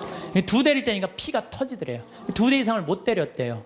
이런 곤장을 72살 먹은 유소사 체칠리아가 230대를 맞은 거예요. 그러니까 옛날에 맷독에 맞아 죽는다는 얘기 있죠? 그러니까 죽은 거예요. 그 구데기가 끓고. 이 구데기 끓는 건 김대건 신부님 많이 맞아갖고 구데기 끓는다고 그러잖아요. 8월 달에 잡혀갖고 9월 달에 순교했으니까 그 더운에 두들기면 구데기. 그 썩는 거죠. 저 정정의 엘리사벳 320대를 맞고 아버지하고 똑같이 서서문에서 목 잘려 죽어요. 그러니까 우리 순교 성인들은 하느님 믿는다는 이유로 다 죽은 거예요. 예. 근데 우리는 어때요? 우리는 그냥 하느님 취미로 믿는 그런 경향이 너무 많아요. 하느님 정말로 제대로 믿으려면은요, 비가 오나 눈이 오나 바람이 부나 더우나 추우나, 내가 휴가를 갔어도 정말 하느님 열심히 믿는 사람 어떻게 휴가 간 지역에 시골 성당에 제일 먼저 찾아오고 주일 미사 몇 시인지 알아보고, 놀다가도 자 우리 미사 참여하자. 그럼 미사 참여하고 노는 사람들, 그런 사람들이 어떻게 하느님 꽉 붙잡고 사는 사람들이에요. 그러니까 이 존 포엘이라는 신학자는 이런 말을 해요. 현대인들은 하느님을 골치 아플 때 먹는 아스피린 정도로 생각해요. 골치 아플 때. 언제 골치 아파? 대학 입시 때 골치 아파요. 우리의 임용고시 볼 때, 남편 뭐 승진 시험 볼 때 이렇게. 그러니까 성지 신부들 내가 얘기 들어보면요, 우리나라 성지들이요 수학 능력 평가 먹고 산대요. 그때만 되면 미사예물이 그렇게 들어온대요. 성지순례도 그렇게 많이 온대요. 근데 그거 끝나면 딱 끊어진대. 그러니까 하느님을 골치 아플 때 먹는 아스피린 정도로 생각하는 거야. 그러니까 여러분들 그러시면 안 돼요. 비가 오나 눈이 오나 변함없이 하느님 믿는 거죠. 저는 이슬람 사람들 신앙생활에 대해서 깜짝 놀랄 때가 참 많아요. 물론 테러 저지르고 전 세계에 화근이 돼요, 이슬람 사람들이. 근데요, 이슬람 사람들은 라마단 기간이 되면은요, 우리 천주교 사순식하고 똑같아. 해가 떠 있는 동안 물도 입에 안 돼요. 내가 터키 그 성지순례 갔을 때 버스 기사가 이슬람 사람이었어요. 이 사람은요, 해 떠 있는 동안 입에도 안 돼. 계속 그저 코란 읽더라고. 코란 계속 뭐 마시라도 안 먹는데 자기는 모슬렘이라고. 그리고 이슬람 사람 메카를 향해서 하루에 4번 언제나 매일 아무데나 돗자리 펴놓고 절해요. 그러니까 우리 천주교는 그냥 신앙생활 진짜 거저하는 거 거저. 제가 어떤 신부님한테 들은 얘기인데, 나이가 꽤 드신 신부님이에요. 내가 호주 갔을 때 옛날에는 아침 기도 저녁 기도 굉장히 길었대요. 조가 만과, 찰만자 써갖고 만과, 아침 조가 만과. 그런데 이 신부님이 조가가 학교가 20km 떨어져갖고 늦게 일어나갖고 아침 기도를 못 바치고 그냥 학교를 가면요, 아버지가 밭에 나갔다 와서 엄마한테 물어본대요. 우리 아들 조가 바쳤느냐고. 이놈이 늦게 일어나고 그냥 갔다고. 그러면 아버지가 쫓아온대요. 아들 이름 부르면서, 아들아 기선아 기다려라. 그러고 아들 붙잡는데, 너 조가 바쳤느냐고. 안 바쳤다면 바치라고. 그 자리에 서서 그 조가를 다 바치고 갔대요. 근데 옛날에 조가가 여러분들 어떻게 했는지 알아? 성호경, 오벨에 5번 십자가에 절하고, 천주경, 성모경, 사도신경, 사제경, 관유하심을 구하는 경, 대회제경, 알지도 못해 무슨 거 기도인지, 도우심을 구하는 경, 사하심을 구하는 경, 호수천신송, 성계와 증인을 위하여 외우는 경. 내가 강의할 때 웬만하면 다 외워서 해요. 이건 아무리 외우려고 해도 안 외워지더라고. 참. 그 다음에 야수 성명도움. 옛날에는 예수님을 야수라고 그랬어요. 야수. 예수 성심 호칭기도. 성모를 찬송하는 경. 천주 10개. 성교 사규. 봉헌경. 이게 아침 기도였대. 요즘 아추기도 봉헌기도 아침 기도잖아요. 이것도 우리는 안 하잖아요. 근데 옛날에 이걸 다 아침에 일어나서 했다는 거예요. 만과 성호경. 성령 강림송. 죄를 알게 하심을 구하는 경. 고제경. 과유하심을 구하는 경. 사하심을 구하는 경. 소외제경. 호수 천신송. 성모 덕서 도서 소도문. 형제 친척 친구 은인을 위하여 외우는 경. 죽은 모든 이를 위하여 외우는 경. 삼덕송. 오사례 5가지 감사송. 천주께서 기르시고 돌보시는 은혜. 강생 구속의 은혜. 죄를 사해 주시는 은총의 은혜. 성교회로 인도하시고 천국으로 이끄시는 은혜. 이걸 외우고 잤다는 거예요. 옛날에 조가망과. 요즘은 신앙생활 해는 건지 아닌 건지 모를 때 너무 많죠. 그리고 이 집은요, 형제가 7형제였는데 묵주가 9개가 내려오지 않으면요 잠을 안 재웠대요. 묵주기도 5단을 바치고 잤다는 거예요. 참. 근데 내가 이걸 어디 가서 강의를 하니까요, 안양 중앙성당에 가서 강의를 하니까 한 50분 된 정말 이 아주 참하고 예쁜 자매가 와서 신부님 그 오빠가 우리 오빠예요 그러더라고요. 근데 그 자매 하는 말이 자기 자모회장을 한대요. 그저 신부가 2, 수녀님 1 나왔다는 거예요. 그 나머지 형제들도 다 성당에서 봉사를 한다는 거예요. 하느님 일을 하는 집은요 달라요. 그리고 축복을요 30배, 60배, 100배의 축복을 받아요. 하느님 일하는 집은. 하느님을 까먹고 사는 집들 있죠? 나중에 반드시 감옥에 가요. 봐요. 요즘 감옥에 가는 사람들 봐요. 아무리 잘 나가도요 하느님 까먹고 그냥 자기만 하는 사람 반드시 가는 건 아니지만은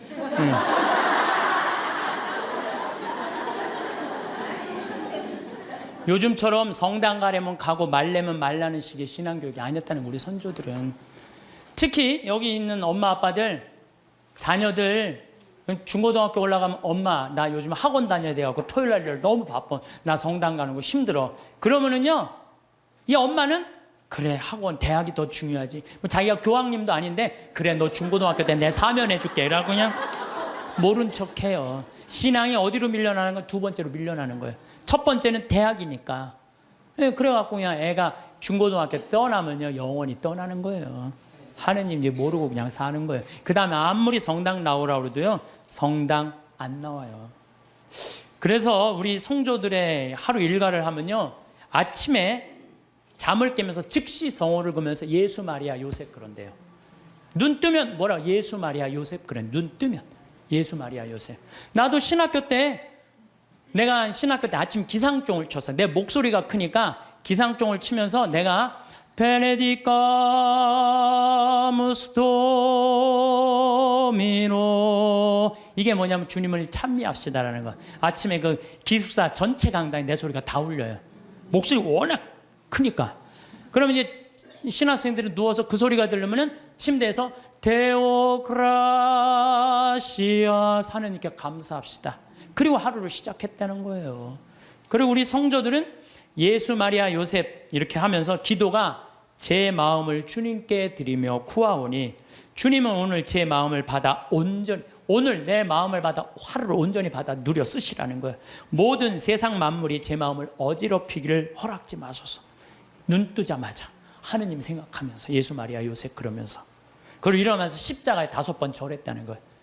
옛날에 부모님한테 일어나자마자 아침 문안 인사드리듯이 십자가에 5번 절했다는 거죠. 옷을 입으면서도 하느님 예전에 저를 벗기소서.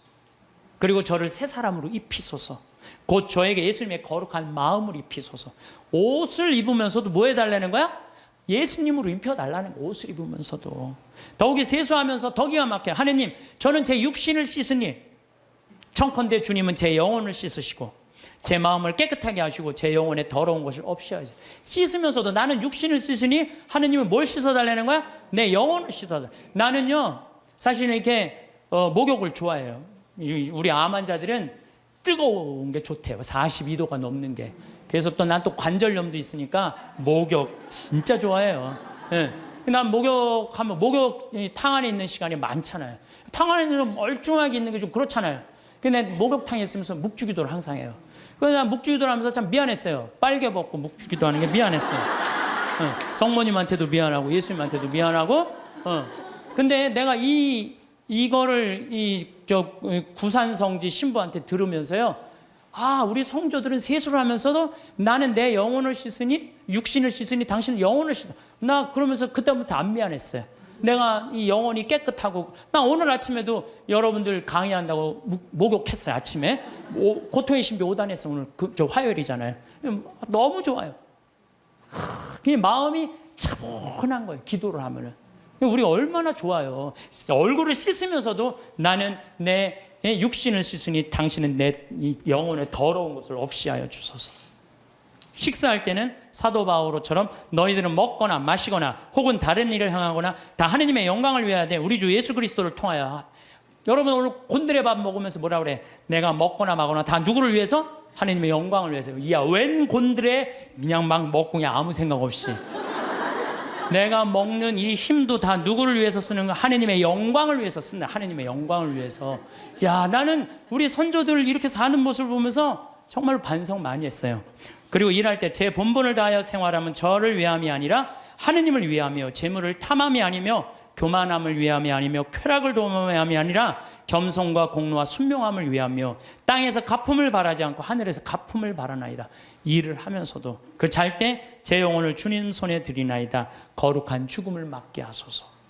성도들은 하루 종일 하느님 속에서 살았다는 거예요. 그래서 내가 신학교 때 우리 신학생들이 모여갖고 한번 얘기해. 야, 우리 하루 성호 몇 번 긋냐? 하루 성호를 몇 번, 57번을 긋더라고. 하루 종일. 일어나서 긋죠? 아침밥 먹을 때 4번 긋죠? 그랬잖아요. 주님, 성부와 성자 성 주님 은혜로 내려주신 의식을 강복하소서. 성호 또 긋잖아요. 다 먹고 전능하신 주님을 참여합시다. 그리고 그냥 세상을 떠난 모든 교우들이 천재자비하시면 평안히 또 그 4번 긋잖아요. 밥 3끼만 먹어도 12번을 긋는 거예요. 12번. 그렇죠? 근데 우리는 어떻게 해요? 먹을 땐 긋는데도 또 먹고 나면 또 안 긋는 사람들 많아요. 예. 먹고 나면 안 긋는 사람들 많아요. 그 다음에 신학교 때 아침 성물 때 긋죠. 주가리안 노래할 때 긋죠. 강복 받을 때 긋죠. 미사할 때 긋죠. 미사할 때 복음할 때 3번 긋잖아. 조그만 거 이렇게 3번. 예, 3번. 끝날 때 이것만 해도 5번, 10번입니다. 수업 시작할 때 긋고 끝날 때 긋고. 신학교는요, 체육 시작할 때도 가요. 운동할 때도 긋고. 간식 먹을 때도 거. 요즘 어떤 신부님은 1,000원 이하는 긋지 말라. 1,000원 이하도 거요. 네, 1,000원 이하도 그세요. 1,000원 이하도 그셔. 그래갖고 정말 나는 우리 지금 500만 천주교 교우들이요. 밥 먹을 때 그리고 지나가면서 불쌍한 사람 볼 때도 없고 만약에 누구 교통사고 나는데 누구 피했으면 아이고 감사합니다 긋고 그리고 여러분들 운전할 때 탈 때 긋고 내릴 때 감사하다고 긋고 이것만 거도요 최소한 30번 이상은 커요. 성어를 많이 금은 글수록요 이거 내가 누구 자식이라는 거야? 하느님의 자식이라는 거예요. 루카복음 12장 8절에 보면 내가 너희에게 말한다. 누구든지 사람들 앞에서 나를 안다고 증언하면 사람의 아들도 하느님의 천사들 앞에서 그를 안다고 증언할 것이다. 근데 여러분들 밥 먹을 때 남들이 보면 성당 안 다니는 친구들이 있으면 성어 긋는 거 좀 창피하잖아요. 그러니까 안 거. 그러면 안다고 증언하는 거 아니잖아요. 그럼 예수님도 하느님 천사 앞에서 안다고 증언할 것 같아요? 안 할 것 같아요? 증언 안 해. 그세요 자신 있게. 한 번 긋고 2번 그으면요 점점 자신 있어져요. 그세요. 미안할 거 하나 없어요. 왜? 하느님 꽉 붙잡고 살려면 어떻게? 거야 돼요. 그 긋는 사람이 죽을 때 가슴에 뭐가 있는 사람들이야?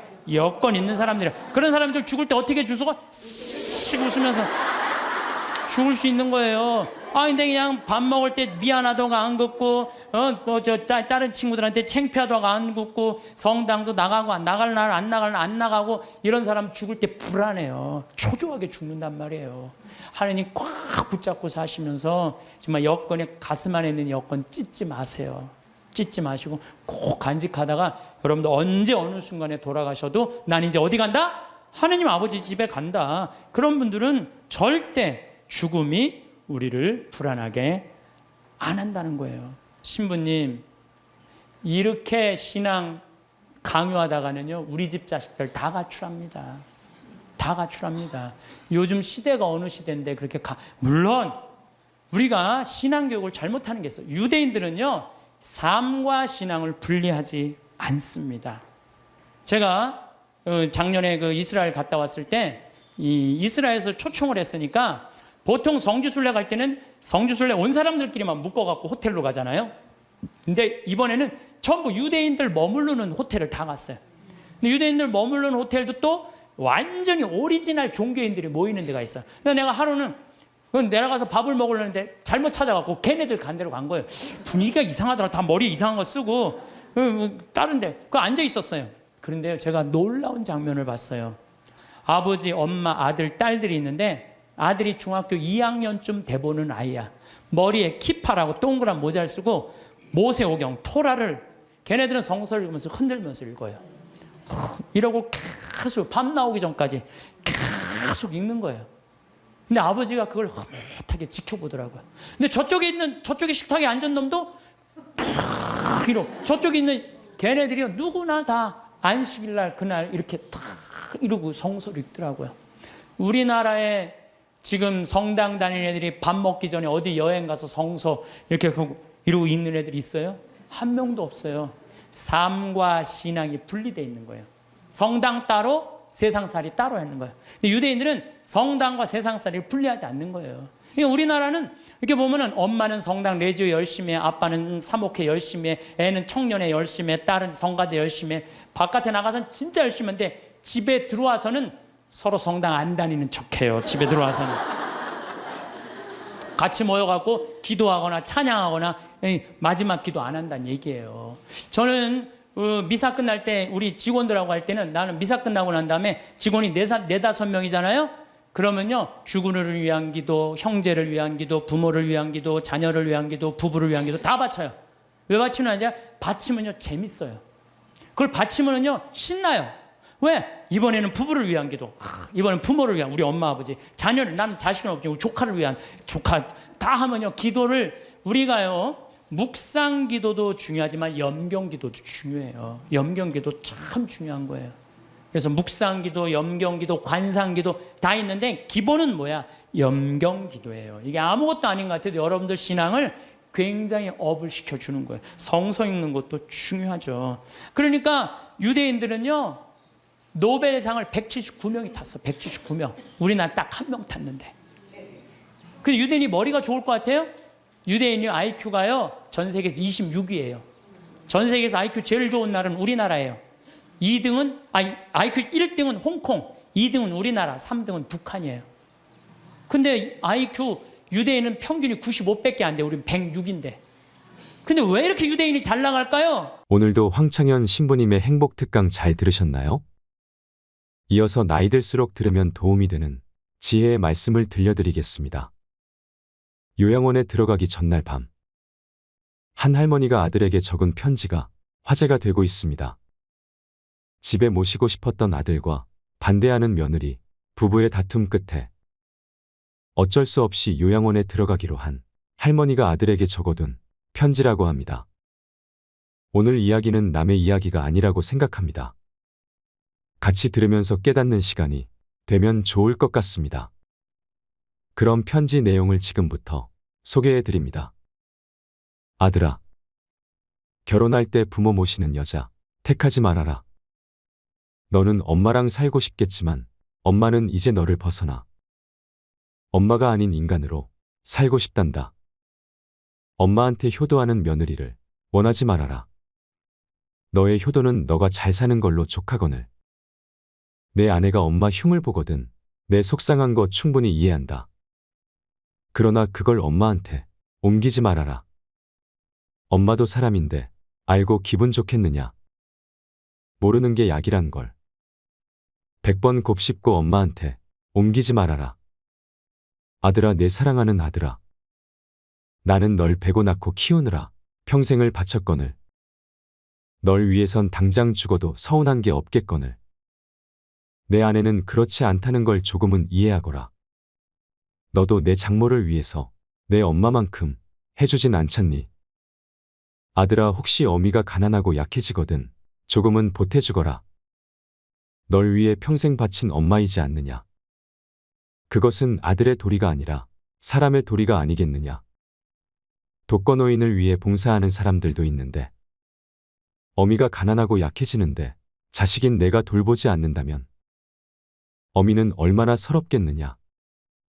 널 위해 희생했다 생각하지는 않지만 내가 자식을 잘못 키웠다는 자책은 들지 않겠니? 아들아, 내가 멀리 있다 할지라도 명절이나 애미 애비 생일은 좀 챙겨주면 안 되겠니? 내 생일 여태까지 한 번도 잊은 적 없이 그날 되면 배 아파 낳은 그대로 그때 그 느낌 그대로 꿈엔들 잊은 적 없는데 내 아내에게 떠밀지 말고 내가 챙겨주면 안 되겠니? 받고 싶은 욕심이 아니라 잊혀지고 싶지 않은 어미의 욕심이란다. 아들아, 내 사랑하는 아들아. 이름만 불러도 눈물 아릿한 아들아. 내 아내가 이 어미에게 효도하길 바란다면 내가 먼저 내 장모에게 잘하려무나. 내가 고른 아내, 너의 고마움을 알고 내게도 잘하지 않겠니? 난 내 아들의 안목을 믿는다. 딸랑이 흔들면 까르르 웃던 내 아들아. 가슴에 속속들이 스며드는 내 아들아. 그런데 내 여동생 그 애도 언젠가 시집가겠지. 그러면 내 아내와 같은 위치가 되지 않겠니? 항상 내 아내를 내 여동생과 비교해보거라. 내 여동생이 힘들면 내 아내도 힘든 거란다. 내 아들아, 내 피눈물 같은 내 아들아. 내 행복이 너의 행복이 아니라 너의 행복이 내 행복이거늘. 혹여 나 때문에 너희 가정에 해가 되거든 나를 잊어다오. 그건 어미의 모정이란다. 너를 위해 목숨도 아깝지 않은 어미인데 너의 행복을 위해서라면 어떤 것도 아깝지 않으리. 물론 나도 사람인지라 힘들겠지. 그리고 서운하겠지. 그러나 죽음보다 힘들야. 그러나 아들아, 내가 가정을 이룬 후 이 애미 애비를 이용하지는 말아다오. 너의 행복을 위해 한평생을 바쳐온 부모다. 이제는 애미 애비도 좀 편안히 살고 싶구나. 너희 힘든 건 너희들이 알아서 살아다오. 늙은 어미 아비 이제 좀 쉬면서 삶을 마감할 수 있도록 해다오. 너의 애미 애비도 부족하고 힘들게 산 인생이다.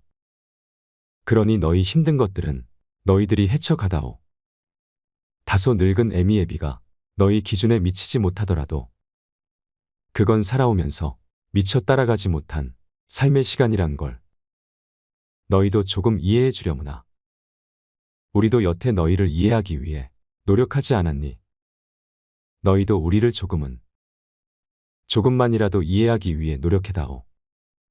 우리가 하는 쓸데없는 잔소리, 너희에겐 들리지도 않는 가치관, 너희들이 이해되지 않는 부분들이 많다는 걸 우리도 안단다. 한 귀로 듣고 한 귀로 흘려다오. 우린 그런 거 잘 모른단다. 아니, 모르는 게 약이란다. 아들아, 우리가 원하는 건 너희의 행복이란다. 그러나 너희도 늙은 어미 아비의 행복을 침해하진 말아다오. 손자 길러 달라는 말 하지 말아라. 너보다 더 귀하고 이쁜 손자지만 매일 보고 싶은 손주들이지만 늙어가는 나는 내 인생도 중요하더구나. 강요하거나 은근히 말하지 말아라.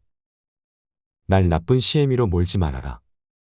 내가 널 온전히 길러 목숨마저 아깝지 않듯이 너도 내 자식 온전히 길러 사랑을 한번 느껴보거라. 아들아, 사랑한다. 목숨보다 더 사랑한다. 그러나 목숨을 바치지 않을 정도에서는 내 인생도 중요하구나. 어찌 노모가 제 젖먹이를 잊어버릴 수 있겠느냐.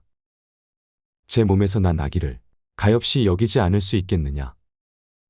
설령 여인들은 잊는다 해도 나는 절대 너를 잊지 않는다. 아들아, 사랑하는 내 아들아, 건강히 잘 지내거라.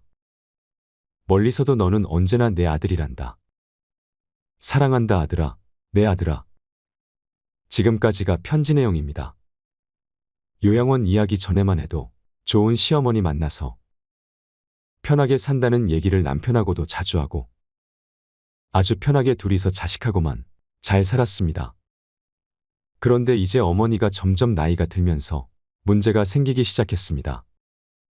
어머니가 혼자 지내게 되신 겁니다. 그때부터 뭐 별 문제가 없던 이 부부가 싸움이 조금씩 시작되었습니다.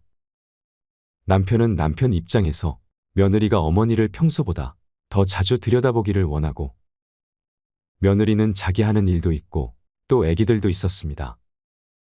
그래서 좀 다투긴 했지만 며느리가 좀 양보를 해서 자주는 가지 못했지만 그래도 할 수 있는 선에서 최선을 다했습니다. 남편은 그래도 불만이 있었던 것 같은데 그래도 뭐 그럭저럭 넘어가고 있었습니다. 그런데 며느리가 몇 달 전에 일을 그만두게 되었습니다. 그리고 일을 그만두자마자 시어머니의 병환이 심해지면서 남편과 며느리의 갈등이 점점 커지기 시작했습니다. 며느리는 당연히 어머니를 요양원에 모실 생각으로 여기저기 알아보고 있었습니다. 그런데 남편이 무슨 소리냐, 집에서 모시자고 말하는 겁니다. 이젠 일도 안 하는데 당연히 집에서 모셔야 하는 것 아니냐면서요. 이게 당연한 것처럼 말하는 남편의 모습을 보고 며느리는 또 피가 거꾸로 솟는 거예요. 근데 이제 며느리가 이성의 끈을 붙잡고 마음을 추스르고 아무리 생각해 보아도 도저히 못하겠더랍니다. 애기들도 아직 어리고 일은 그만뒀지만 신경 쓸 것도 많고 하니까요. 그래서 남편에게 내가 곰곰이 생각을 해봤다. 근데 아무리 생각해도 도저히 힘들 것 같다. 이렇게 차분하게 이야기를 했습니다. 그런데도 남편은 막무가내로 그냥 무슨 소리 하는 거냐. 일도 안 하고 이제 쉬는데 당연히 집에서 모셔야 하는 것 아니냐. 이렇게 또 이야기를 했습니다. 그게 또 며느리를 미치게 만들었습니다. 그래서 그날 이후로 대판 싸우고 냉전 중인데 어떻게 해야 하나 물어봤습니다. 요즘 시대가 많이 변하고 흔히 이야기하는 고령화 시대라고 합니다. 고령화 시대에 접어들면서 주위에서 너무 많이 만나볼 수 있는 고민입니다. 60세, 65세가 지나면서 아픈 노인 환자들이 너무 많이 늘어나고 게다가 자녀들도 뭐 예전처럼 대여섯 명이 되어서 돌아가면서 어머니를 모신다던가 그런 시대가 아니고 대부분 외동딸 외동아들, 많아봤자 딸 하나 아들 하나 이런 집들이 많다 보니 자식들이 부모님을 책임지고 케어하기도 힘든 세상이 되었습니다. 그런데 또 여전히 사고방식은 유교적인 사고방식이 남아서 어떻게 우리 어머니를 요양병원에 요양원에 모실 수 있겠어? 이렇게 생각합니다. 저는 일단 잠시라 할지라도 어머니를 집에 모셔보는 것이 어떨까 생각이 듭니다. 요양원에 들어가서 어머니의 건강이 악화되셔서 돌아가시면 죽을 때까지 평생 남편의 원망을 듣지 않겠습니까? 너가 어머니 안 모셔서 우리 엄마가 죽었다. 이러지 않겠습니까? 남편의 원망을 평생 듣고 살 자신이 있다면 그냥 안 모셔도 됩니다. 그래서 원망을 조금 덜 듣고 싶으면 일단은 잠깐이라 할지라도 잠깐 모셔보는 겁니다. 그 다음에 애기도 있고 뭐 신경 쓸 것도 많고 하니까 본인이 다 모시지 말고 요양원 보내려고 생각하면 돈 좀 쓸 생각을 한 거 아닙니까? 그 돈에서 조금 빼서 집으로 와서 도와주는 요양보호사 분들이 있습니다. 그분을 몇 시간, 일주일에 며칠 이렇게 고용을 하는 겁니다. 치매 환자나 중병 환자랑 24시간 같이 있는 건 나도 힘들고 그 시어머니도 힘듭니다. 그 시어머니 입장에서도 뭐 며느리 눈칫밥 먹으면서 집에 들어오고 싶었겠습니까? 혼자 노인대학도 다니고 친구도 만나고 그러고 사는 게 낫지. 근데 몸이 안 좋으니까 어쩔 수 없이 아들 턱 좀 보려고 하는 겁니다. 그래서 집에 모시되 요양보호사분들 오시는 날, 오시는 시간에는 밖에 나가서 바람도 쐬고 내 할 것도 하고 그렇게 지내야 합니다. 그렇게 해서 내 시간을 갖지 않고 하루 종일 환자를 보고 있으면 침대에 들어앉아 있는 이 시어머니가 점점 미워집니다. 그래서 남편이랑 깊은 이야기를 해야 합니다. 그래 어머니 내가 모실게. 그런데 내가 하루 종일 어머니랑 붙어 있을 수는 없다. 그래서 간병인의 도움을 받겠다. 간병인이 오는 시간에는 나도 내 시간을 갖겠다. 이렇게 이야기를 해야 합니다. 부부간에는 대화가 가장 중요하니까요. 대화를 해서 풀어내야 합니다. 근데 이제 이런 이야기 없이 남편이랑 며느리가 죽기 살기로 싸우니까 엄마가 눈치가 없겠습니까? 둘이 자기 때문에 싸운다는 걸 당연히 알 것 아닙니까? 그래서 어머니가 아들에게 편지를 이렇게 적어두고 요양원으로 들어가신 겁니다.